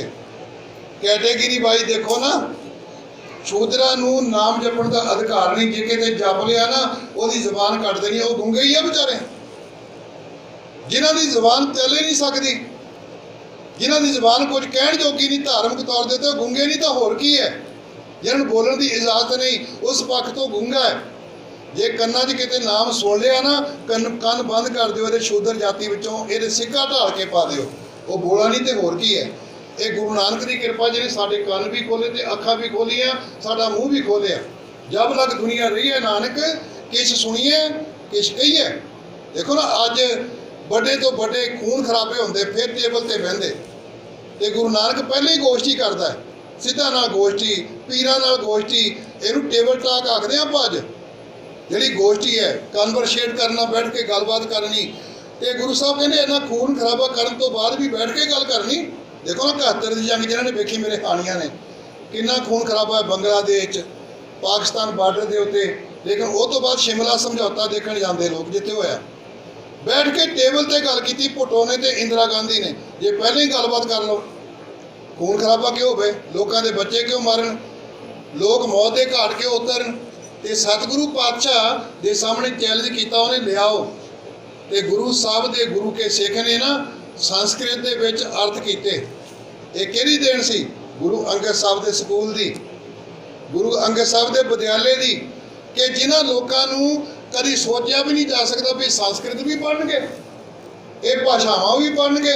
ਅੱਜ ਉਹ ਇੰਨੇ ਗਿਆਨਵਾਨ ਨੇ ਕਿ ਪੰਡਤ ਦਾ ਮੂੰਹ ਮੋੜ ਕੇ ਰੱਖਤਾ। ਪੰਡਤ ਲਾਲ ਚੰਦ ਝੋਗਿਆ ਗੁਰੂ ਸਾਹਿਬ ਦੇ ਚਰਨਾਂ ਦੇ ਉੱਤੇ। ਔਰ ਮੈਂ ਬੇਨਤੀ ਕਰਾਂ ਜਦੋਂ ਗੁਰੂ ਸਾਹਿਬ ਉੱਥੋਂ ਬਿਆਨਾ ਕਰਕੇ ਅੱਗੇ ਚਲੇ ਗਏ ਨਾ ਕੁਰਸ਼ੇਤਰ ਜਾ ਕੇ ਟਿਕੇ ਤੇ ਲਾਲ ਚੰਦ ਤੇ ਭਾਈ ਛੱਜੂ ਜੀ ਨਾਲ ਹੀ ਗਏ ਤੇ ਕੁਰਸ਼ੇਤਰ ਤੋਂ ਵਾਪਸ ਕੀਤਾ ਔਰ ਹੁਕਮ ਕੀਤਾ ਕਿ ਤੁਸੀਂ ਹੁਣ ਦੋਹਾਂ ਨੇ ਰਲ ਕੇ ਪ੍ਰਚਾਰ ਕਰਨਾ ਹੈ। ਭਾਈ ਲਾਲ ਚੰਦ ਜੀ ਤੇ ਭਾਈ ਛੱਜੂ ਜੀ ਨੇ ਧਰਮ ਪ੍ਰਚਾਰ ਕੀਤਾ ਔਰ ਉਸ ਤੋਂ ਬਾਅਦ ਜਦੋਂ ਤੁਸੀਂ ਚਮਕੌਰ ਦਾ ਯੁੱਧ ਪੜ੍ਹੋਗੇ ਨਾ, ਭਾਈ ਲਾਲ ਚੰਦ ਜੀ ਨੇ ਉੱਥੇ ਜਾ ਕੇ ਸ਼ਹੀਦੀ ਪ੍ਰਾਪਤ ਕੀਤੀ। ਚਮਕੌਰ ਦੇ ਜੰਗ ਦੇ ਵਿੱਚ ਗੁਰੂ ਗੋਬਿੰਦ ਸਿੰਘ ਪਾਤਸ਼ਾਹ ਦੇ ਉਸ ਜੰਗ ਦੇ ਵਿੱਚ ਸ਼ਹੀਦ ਹੋਇਆ। ਔਰ ਗੁਰੂ ਸਾਹਿਬ ਦੀ ਤਿਆਰੀ ਵਿੱਚ ਅੜੂ ਰਾਮ ਦੇ ਪੁੱਤਰ ਭਾਈ ਕਿਰਪਾਲ ਸਿੰਘ ਜੀ, ਜਿਹੜੇ ਕਿ ਬਾਅਦ 'ਚ ਕਿਰਪਾਲ ਸਿੰਘ ਬਣੇ, ਪੰਡਿਤ ਕਿਰਪਾਲ ਚੰਦ ਕਿਰਪਾ ਰਾਮ ਕਰਕੇ ਜਾਣਦੇ ਆ, ਕਿਰਪਾ ਰਾਮ ਜੀ, ਉਹਨਾਂ ਨੇ ਵੀ ਯੋਗਦਾਨ ਪਾਇਆ ਔਰ ਹੋਰ ਲੋਕਾਂ ਨੇ ਯੋਗਦਾਨ ਪਾਇਆ। ਭਾਈ ਮਨੀ ਰਾਮ ਜੀ, ਜਿਹਨੂੰ ਅਸੀਂ ਭਾਈ ਮਨੀ ਸਿੰਘ ਜੀ ਕਰਕੇ ਜਾਣਦੇ ਹਾਂ ਬਾਅਦ ਵਿੱਚ, ਇਹਨਾਂ ਸਾਰਿਆਂ ਨੇ ਗੁਰੂ ਹਰਰਾਏ ਸਾਹਿਬ ਹਰਕ੍ਰਿਸ਼ਨ ਸਾਹਿਬ ਜੀ ਦੀ ਸ਼ਖਸੀਅਤ ਨੂੰ ਘੜਨ ਵਿੱਚ, ਅੱਗੇ ਪਹੁੰਚਾਉਣ ਵਿੱਚ ਯੋਗਦਾਨ ਪਾਇਆ ਔਰ ਗੁਰੂ ਨੇ ਕਿਰਪਾ ਕੀਤੀ। ਉੱਥੋਂ ਚੱਲ ਕੇ ਗੁਰੂ ਸਾਹਿਬ ਦਿੱਲੀ ਪਹੁੰਚੇ ਤੇ ਦਿੱਲੀ ਜਦੋਂ ਪਹੁੰਚੇ, ਦਿੱਲੀ ਅੱਗੇ ਜਾ ਕੇ ਫਿਰ ਜੈ ਸਿੰਘ ਦੀ ਜਿਹੜੀ ਰਾਣੀ ਹੈ ਉਹਨੇ ਫਿਰ ਚਲਾਕੀ ਕੀਤੀ, ਕਹਿਣ ਲੱਗੀ ਮੈਨੂੰ ਕਿਵੇਂ ਵਿਸ਼ਵਾਸ ਬਣੇ ਕਿ 5 ਸਾਲ ਦਾ ਗੁਰੂ ਹੋ ਸਕਦਾ ਹੈ। ਉਹ ਗੋਲੀਆਂ ਵਾਲੇ ਕੱਪੜੇ ਪਾ ਕੇ ਨਾ ਬਹਿ ਗਈ, ਭੇਖ ਬਣਾ ਕੇ, ਔਰ ਜਦੋਂ ਭੇਖ ਬਣਾ ਕੇ ਬਹਿ ਗਈ, ਆਪਣੀ ਗੋਲੀ ਨੂੰ ਆਪਣੇ ਕੱਪੜੇ ਪਵਾ ਦਿੱਤੇ, ਉਹਨੂੰ ਉਹ ਪਵਾ ਦਿੱਤੇ। ਸਤਿਗੁਰੂ ਮਨੋਵਿਗਿਆਨਕ ਹੈ ਨਾ, ਸਾਡੇ ਅੰਦਰ ਦੀ ਗੱਲ ਨੂੰ ਜਾਣਨ ਵਾਲੇ ਅੰਤਰਜਾਮੀ ਹੈ। ਔਰ ਮੈਂ ਆਪਣੇ ਬੱਚਿਆਂ ਨੂੰ, ਵਿਦਿਆਰਥੀਆਂ ਨੂੰ ਵੀ ਬੇਨਤੀ ਕਰਦਾ ਹੁੰਦਾ ਔਰ ਸਾਰਿਆਂ ਨੂੰ ਕਰਦਾ ਵੀ ਗੁਰੂ ਨੂੰ ਕਿਤੇ ਆਮ ਬੰਦਾ ਨਾ ਸਾਹਮਣੇ ਖੜੇ ਹੋਇਆ ਕਰ ਕਰੋ। ਇਹਨਾਂ ਦੇ ਸਾਹਮਣੇ ਅਸੀਂ ਕੈਮਰਾਮੈਨ ਕੋਲ ਜਾਵਾਂਗੇ ਨਾ, ਫੋਟੋਗ੍ਰਾਫਰ ਕੋਲ, ਸਾਡੀ ਫੋਟੋ ਖਿੱਚੇਗਾ, ਪੱਗ ਕਿੱਦਾਂ ਦੀ ਬਣੀ, ਕੱਪੜੇ ਕਿੱਦਾਂ ਦੇ ਪਾਏ, ਜਦੋਂ ਸਕੈਨਿੰਗ ਹੁੰਦੀ ਹੈ ਫਿਰ ਅੰਦਰ ਦਾ ਸਭ ਕੁਝ ਪਤਾ ਲੱਗ ਜਾਂਦਾ। MRI ਹੁੰਦੀ ਨਾ, ਅੰਦਰ ਦਾ ਸਭ ਕੁਝ ਪ੍ਰਗਟ ਹੋ ਜਾਂਦਾ। ਸਮਝ ਲਓ ਇੱਥੇ ਸਾਰੀ ਸਕੈਨਿੰਗ ਹੋ ਰਹੀ, ਇਹ ਤਾਂ ਕੁਝ ਲਿਖਿਆ ਛਿਪਿਆ ਨਹੀਂ। ਤੇ ਗੁਰੂ ਸਾਹਿਬ ਉਹਦੀ ਗੋਦੀ ਜਾ ਕੇ ਬਹਿ ਗਏ, ਕਹਿੰਦੇ ਮਾਂ ਤੈਨੂੰ ਗੱਲ ਆਖਾਂ, ਅੱਜ ਤੱਕ ਤੂੰ ਗੋਲੀਆਂ ਵਾਲੇ ਕੱਪੜੇ ਪਾ ਕੇ ਬੈਠੀ, ਕਰਮ ਚੰਗਾ ਕਰੀ ਕਿ ਸੱਚਮੁੱਚ ਨਾ ਗੋਲੀ ਬਣਨਾ ਪਵੇ, ਕਿਉਂਕਿ ਰੱਬ ਦੀ ਦਰਗਾਹ ਵਿੱਚ ਦੱਦਾ ਦੋਸ਼ ਨਾ ਦਿਓ ਕਿਸੇ, ਦੋਸ਼ ਕਰਮਾ ਆਪਣੇ, ਜੋ ਮੈਂ ਕੀਆ ਸੋ ਮੈਂ ਪਾਇਆ, ਦੋਸ਼ ਨਾ ਦੀਜੈ ਅਵਰ ਜਨਾ ਕਰਮੀ, ਆਪੋ ਆਪਣੀ ਕੇ ਨੇੜੇ ਕੇ ਦੂਰ। ਤੇ ਸਤਿਗੁਰੂ ਪਾਤਸ਼ਾਹ ਜੀ ਨੇ ਇਹ ਕਿਰਪਾਲਤਾ ਕੀਤੀ, ਬਖਸ਼ਿਸ਼ ਕੀਤੀ। ਉਸ ਤੋਂ ਬਾਅਦ ਔਰੰਗਜ਼ੇਬ ਨੇ ਸੱਦਾ ਦਿੱਤਾ, ਬੁਲਾਇਆ ਆਪਣੇ ਕੋਲ। ਕਈ ਲੋਕ ਕਹਿੰਦੇ ਵੀ ਨਹੀਂ ਮਿਲੇ, ਪਰ ਦੇਖੋ ਗੁਰੂ ਨਾਨਕ ਸਾਹਿਬ ਤੋਂ ਲੈ ਕੇ ਪੜ੍ਹੋ, ਬਾਬਰ ਮਿਲਿਆ ਕਿ ਨਹੀਂ ਮਿਲਿਆ। ਔਰ ਬਾਬਰ ਨੂੰ ਤੁਝ ਕੇ ਬਾਬਰੀ 'ਚ ਲਿਖਣਾ ਪਿਆ। ਜੇ ਕਿਤੇ ਮੈਨੂੰ ਪਹਿਲਾਂ ਪਤਾ ਲੱਗ ਜਾਂਦਾ ਵੀ ਗੁਰੂ ਨਾਨਕ ਸਾਹਿਬ ਜੀ ਵਰਗੀ ਸ਼ਖਸੀਅਤ ਐਮਨਾਬਾਦ 'ਚ ਮੌਜੂਦ ਹੈ, ਮੈਂ ਕਦੀ ਖੂਨ ਖਰਾਬਾ ਨਾ ਕਰਦਾ। ਉਹਨੇ ਪਛਤਾਵਾ ਕੀਤਾ ਇਸ ਗੱਲ ਦਾ। ਗੁਰੂ ਅੰਗਦ ਸਾਹਿਬ ਨੂੰ ਹਮਾਯੂ ਮਿਲਿਆ, ਗੁਰੂ ਅਮਰਦਾਸ ਪਾਤਸ਼ਾਹ ਜੀ ਨੂੰ ਅਕਬਰ ਮਿਲਿਆ, ਫਿਰ ਅੱਗੇ ਜਾ ਕੇ 5ਵੇਂ ਪਾਤਸ਼ਾਹ ਨੂੰ ਫਿਰ ਅਕਬਰ ਮਿਲਿਆ। ਜਹਾਂਗੀਰ ਨਾਲ ਕਿੰਨੀਆਂ ਮੀਟਿੰਗਸ ਹੋਈਆਂ ਗੁਰੂ ਹਰਗੋਬਿੰਦ ਸਾਹਿਬ ਦੀਆਂ। ਜਿਹਨੂੰ ਪਿਓ ਨੂੰ ਕਤਲ ਕੀਤਾ ਹੋਵੇ, ਲੋਕਾਂ ਦੀ ਭਲਾਈ ਵਾਸਤੇ ਉਹਦੇ ਨਾਲ ਟੂਰ ਕਰ ਰਹੇ ਗੁਰੂ ਸਾਹਿਬ, ਕਿਉਂਕਿ ਉਹ ਪੋਲੀਟੀਸ਼ੀਅਨ ਹੈ, ਉਹਦੀ ਪੋਜੀਸ਼ਨ ਬਿਲਕੁਲ ਖਰਾਬ ਹੋ ਚੁੱਕੀ ਹੈ ਤੇ ਗੁਰੂ ਸਾਹਿਬ ਨੂੰ ਨਾਲ ਲੈ ਕੇ ਦੌਰਾ ਕਰਕੇ ਆਪਣੀ ਪੋਜੀਸ਼ਨ ਨੂੰ ਸੋਧਣਾ ਚਾਹੁੰਦਾ ਹੈ। ਉਹ ਤੋਂ ਬਾਅਦ ਸ਼ਾਹਜਹਾਂ ਨੇ ਜੰਗਾਂ ਕੀਤੀਆਂ, ਗੁਰੂ ਸਾਹਿਬ ਨੇ ਜਿੱਤਾਂ ਪ੍ਰਾਪਤ ਕੀਤੀਆਂ ਤੇ ਔਰੰਗਜ਼ੇਬ ਦੇ ਕੋਲ ਗਏ। ਉਹਨੇ ਸਵਾਲ ਕੀਤੇ, ਵੱਡੇ ਪੁੱਤਰ ਨੂੰ ਗੱਦੀ ਕਿਉਂ ਨਹੀਂ ਦਿੱਤੀ।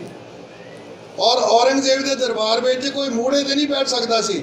ਗੁਰੂ ਹਰਕ੍ਰਿਸ਼ਨ ਸਾਹਿਬ ਵਾਸਤੇ ਸਪੈਸ਼ਲੀ ਉਹਨੇ ਮੂਹੜਾ ਤਿਆਰ ਉੱਥੇ ਰਖਾ ਕੇ ਉਹਦੇ ਬਿਠਾ ਕੇ ਗੱਲਬਾਤ ਕੀਤੀ, ਬੜੇ ਆਦਰ ਸਤਿਕਾਰ ਨਾਲ। ਤੁਹਾਡੇ ਵੱਡੇ ਭਰਾ ਨੂੰ ਗੱਦੀ ਕਿਉਂ ਨਹੀਂ ਦਿੱਤੀ। ਗੁਰੂ ਸਾਹਿਬ ਕਹਿੰਦੇ ਗੱਦੀ ਕਿਸੇ ਦਾ ਵਿਰਸਾ ਨਹੀਂ ਹੈ, ਇਹ ਦਾਤ ਹੈ। ਜਿਹਨੂੰ ਚਿੱਤ ਕੀਤਾ ਉਹਨੂੰ ਦਿੱਤੀ, ਜਿਹੜਾ ਪਸੰਦ ਆਇਆ ਉਹਨਾਂ ਨੂੰ। ਇਹ ਇਲੈਕਸ਼ਨ ਥੋੜੀ ਵੀ ਸ਼ਰਾਬਾਂ ਪਲਾਈਆਂ ਤੇ ਵੋਟਾਂ ਲੈ ਕੇ ਵੋਟ ਬੈਂਕ ਪੈਦਾ ਕੀਤਾ ਤੇ ਨੇਤਾ ਬਣ ਗਿਆ। ਇਹ ਤਾਂ ਸੇਵਾ ਕੇਂਦਰ ਹੈ, ਮਨੁੱਖਤਾ ਦੀ ਭਲਾਈ ਵਾਸਤੇ ਕੰਮ ਹੋਣਾ। ਹੋਰ ਬੜੀਆਂ ਗੱਲਾਂ ਕੀਤੀਆਂ ਤੇ ਉਹ ਮੀਟਿੰਗ ਖਤਮ ਹੋ ਗਈ। ਉਸ ਤੋਂ ਬਾਅਦ ਫਿਰ ਉਹਨਾਂ ਨੇ ਕਿਹਾ ਵੀ ਅਗਲੀ ਮੀਟਿੰਗ ਫਲਾਣੇ ਦਿਨ ਹੋਏਗੀ, ਲੇਕਿਨ ਸਤਿਗੁਰੂ ਪਾਤਸ਼ਾਹ ਜੀ ਉੱਥੋਂ ਚੱਲ ਪਏ ਪਾਲਕੀ ਦੇ ਵਿੱਚ, ਪਰਸਰਾਮ ਲੈ ਕੇ ਆ ਰਿਹਾ। ਚੇਜਕ ਫੈਲ ਚੁੱਕੀ ਹੈ ਰਸਤੇ 'ਚ। ਜਿਹੜੇ ਜਗਿਆਸੂ ਨੇ ਗੁਰੂ ਸਾਹਿਬ ਦੇ ਨੇੜੇ ਆ ਰਹੇ ਹੈ, ਇਨਫੈਕਸ਼ਨ ਤਾਂ ਹੋਣੀ ਹੈ ਜਦੋਂ ਮਨੁੱਖਤਾ ਦੀ ਸੇਵਾ ਵਾਸਤੇ ਜਾਣਾ। ਇਨਫੈਕਸ਼ਨ ਤੋਂ ਉਹ ਲੋਕ ਬਚ ਸਕਦੇ ਜਿਹੜੇ ਲੋਕਾਂ ਨੂੰ ਨਫ਼ਰਤ ਕਰਦੇ ਹੋਣ, ਤੇ ਗੁਰੂ ਸਾਹਿਬ ਦੇ ਸਰੀਰ ਦੇ ਉੱਤੇ ਇਹਦਾ ਪ੍ਰਭਾਵ ਪਿਆ। ਔਰ ਸਤਿਗੁਰੂ ਪਾਤਸ਼ਾਹ ਜੀ ਨੇ ਮਨੁੱਖਤਾ ਦੀ ਸੇਵਾ ਵਾਸਤੇ ਸਿੱਖਾਂ ਨੂੰ ਆਪ ਸਮਰਪਿਤ ਹੋ ਕੇ ਸੇਵਾ ਕੀਤੀ। ਔਰ ਜਦੋਂ ਗੁਰੂ ਤੇਗ ਬਹਾਦਰ ਸਾਹਿਬ ਜੀ ਉੱਧਰੋਂ ਆ ਰਹੇ ਪ੍ਰਚਾਰਕ ਦੌਰਾ ਕਰਕੇ 21 ਮਾਰਚ ਨੂੰ ਉਹ ਕਲਿਆਣਾ ਜੀ ਦੀ ਧਰਮਸ਼ਾਲਾ ਵਿੱਚ ਪਹੁੰਚੇ। ਪਤਾ ਲੱਗਿਆ ਗੁਰੂ ਹਰਕ੍ਰਿਸ਼ਨ ਸਾਹਿਬ ਜੀ ਦਿੱਲੀ ਵਿੱਚ ਨੇ। ਦੂਜੇ ਦਿਨ ਜਾ ਕੇ ਗੁਰੂ ਹਰਕ੍ਰਿਸ਼ਨ ਸਾਹਿਬ ਨੂੰ ਮਿਲੇ, ਗੱਲਬਾਤ ਕੀਤੀ। ਤੇ ਗੁਰੂ ਹਰਕ੍ਰਿਸ਼ਨ ਸਾਹਿਬ ਜੀ ਨੇ ਹੁਕਮ ਕੀਤਾ ਕਿ ਤੁਹਾਨੂੰ ਕਈ ਦਿਨ ਇੱਥੇ ਰੁਕਣਾ ਪੈਣਾ ਹੈ। ਔਰ ਰੁਕੇ, ਗੱਲਬਾਤ ਕੀਤੀ। ਉਸ ਤੋਂ ਬਾਅਦ ਗੁਰੂ ਸਾਹਿਬ ਬਕਾਲਾ ਸਾਹਿਬ ਚੱਲ ਪਏ, ਵਾਪਸ ਆ ਗਏ ਤੇ ਗੁਰੂ ਹਰਕ੍ਰਿਸ਼ਨ ਸਾਹਿਬ ਜੀ ਜੋਤੀ ਜੋਤ ਸਮਾ ਗਏ। ਲੇਕਿਨ ਗੁਰੂ ਹਰਕ੍ਰਿਸ਼ਨ ਸਾਹਿਬ ਜੀ ਨੇ ਜੋ ਫੈਸਲਾ ਕੀਤਾ ਉਹ ਕਮਾਲ ਦਾ ਫੈਸਲਾ, ਤੇਗ ਬਹਾਦਰ ਸਿਮਰਿਆ ਕਰ ਨੌ ਨਿਤ ਆਵੈ ਧਾਏ। ਆਉਣ ਵਾਲੇ ਸਮੇਂ ਵਾਸਤੇ ਉਹ ਮਹਾਨ ਚੋਣ ਕਰਕੇ ਦਿੱਤੀ ਕਿ ਤੇਗ ਬਹਾਦਰ ਧਰਮ ਧੁਜ ਹਰਤਾ ਤੁਰਕਨ ਮੂਲ ਧਰਪਰ ਧਰ ਕਰ ਬੰਦਨਾ ਨਮੋ ਹੋਏ ਅਨਕੂਲ। ਜਿਨ੍ਹਾਂ ਨੇ ਜ਼ੁਲਮ ਦੀਆਂ ਜੜ੍ਹਾਂ ਨੂੰ ਉਖਾੜ ਕੇ ਰੱਖ ਦਿੱਤਾ, ਆਪਣੀ ਮਹਾਨ ਸ਼ਹਾਦਤ ਦੇ ਕੇ, ਧਰਮ ਪ੍ਰਚਾਰ ਕਰਕੇ, ਸਿੱਖੀ ਦੀ ਦਾਤ ਦੇ ਕੇ, ਉਹ ਗੁਰੂ ਹਰਕ੍ਰਿਸ਼ਨ ਸਾਹਿਬ ਜੀ ਦੀ ਚੋਣ। ਤੇ ਅੱਜ ਸਾਡਾ ਫਰਜ਼ ਬਣਦਾ ਹੈ ਕਿ ਅਸੀਂ ਗੁਰੂ ਹਰਕ੍ਰਿਸ਼ਨ ਸਾਹਿਬ ਜੀ ਦੇ ਪਾਏ ਹੋਏ ਪੂਰਨਿਆਂ ਤੇ ਚੱਲ ਕੇ ਜਿੱਥੇ ਆਪਣੇ ਆਪ ਨੂੰ ਗੁਰੂ ਨੂੰ ਸਮਰਪਿਤ ਕਰੀਏ ਔਰ ਨਾਲ ਮਨੁੱਖਤਾ ਦੀ ਭਲਾਈ ਦੀ ਗੱਲ ਕਰੀਏ, ਉੱਥੇ ਆਪਣੇ ਬੱਚਿਆਂ ਨੂੰ ਸੰਭਾਲੀਏ ਤਾਂ ਕਿ ਆਉਣ ਵਾਲਾ ਭਵਿੱਖ ਉਜਲਾ ਹੋ ਸਕੇ। ਔਰ ਇਹਦੇ ਨਾਲ ਜਿਹੜੀਆਂ ਸੰਸਥਾਵਾਂ ਗੁਰੂ ਗ੍ਰੰਥ ਤੇ ਗੁਰੂ ਪੰਥ ਦਾ ਸੁਨੇਹਾ ਦੇ ਰਹੀਆਂ ਉਹਨਾਂ ਦਾ ਸਾਥ ਦਿਓ। ਮੈਂ ਬੇਨਤੀ ਕਰਦਾ ਹੁੰਦਾ ਕਿ ਘੱਟੋ ਘੱਟ ਆਪਣੇ ਦਸਵੰਧ ਦਾ ਦਸਵੰਧ 10% ਦਾ 10% ਧਰਮ ਪ੍ਰਚਾਰ ਵਾਸਤੇ, ਲਿਟਰੇਚਰ ਵਾਸਤੇ ਨਿਯਤ ਕਰੋ। ਵੇਖੋ ਅਸੀਂ ਹੁਣ ਗੁਰਪੁਰਬ ਮਨਾਉਣਾ, ਜਿਹੜੇ ਬੱਚੇ ਆਏ ਨੇ ਸਾਡੇ ਨਾਲ, ਇਹਨਾਂ ਨੂੰ ਮੇਰੀ ਗੱਲ ਸਮਝ ਲੱਗੀ ਨਹੀਂ ਲੱਗੀ, ਇਹਨਾਂ ਦੇ ਸਿਰ ਤੋਂ ਲੰਘ ਗਈ।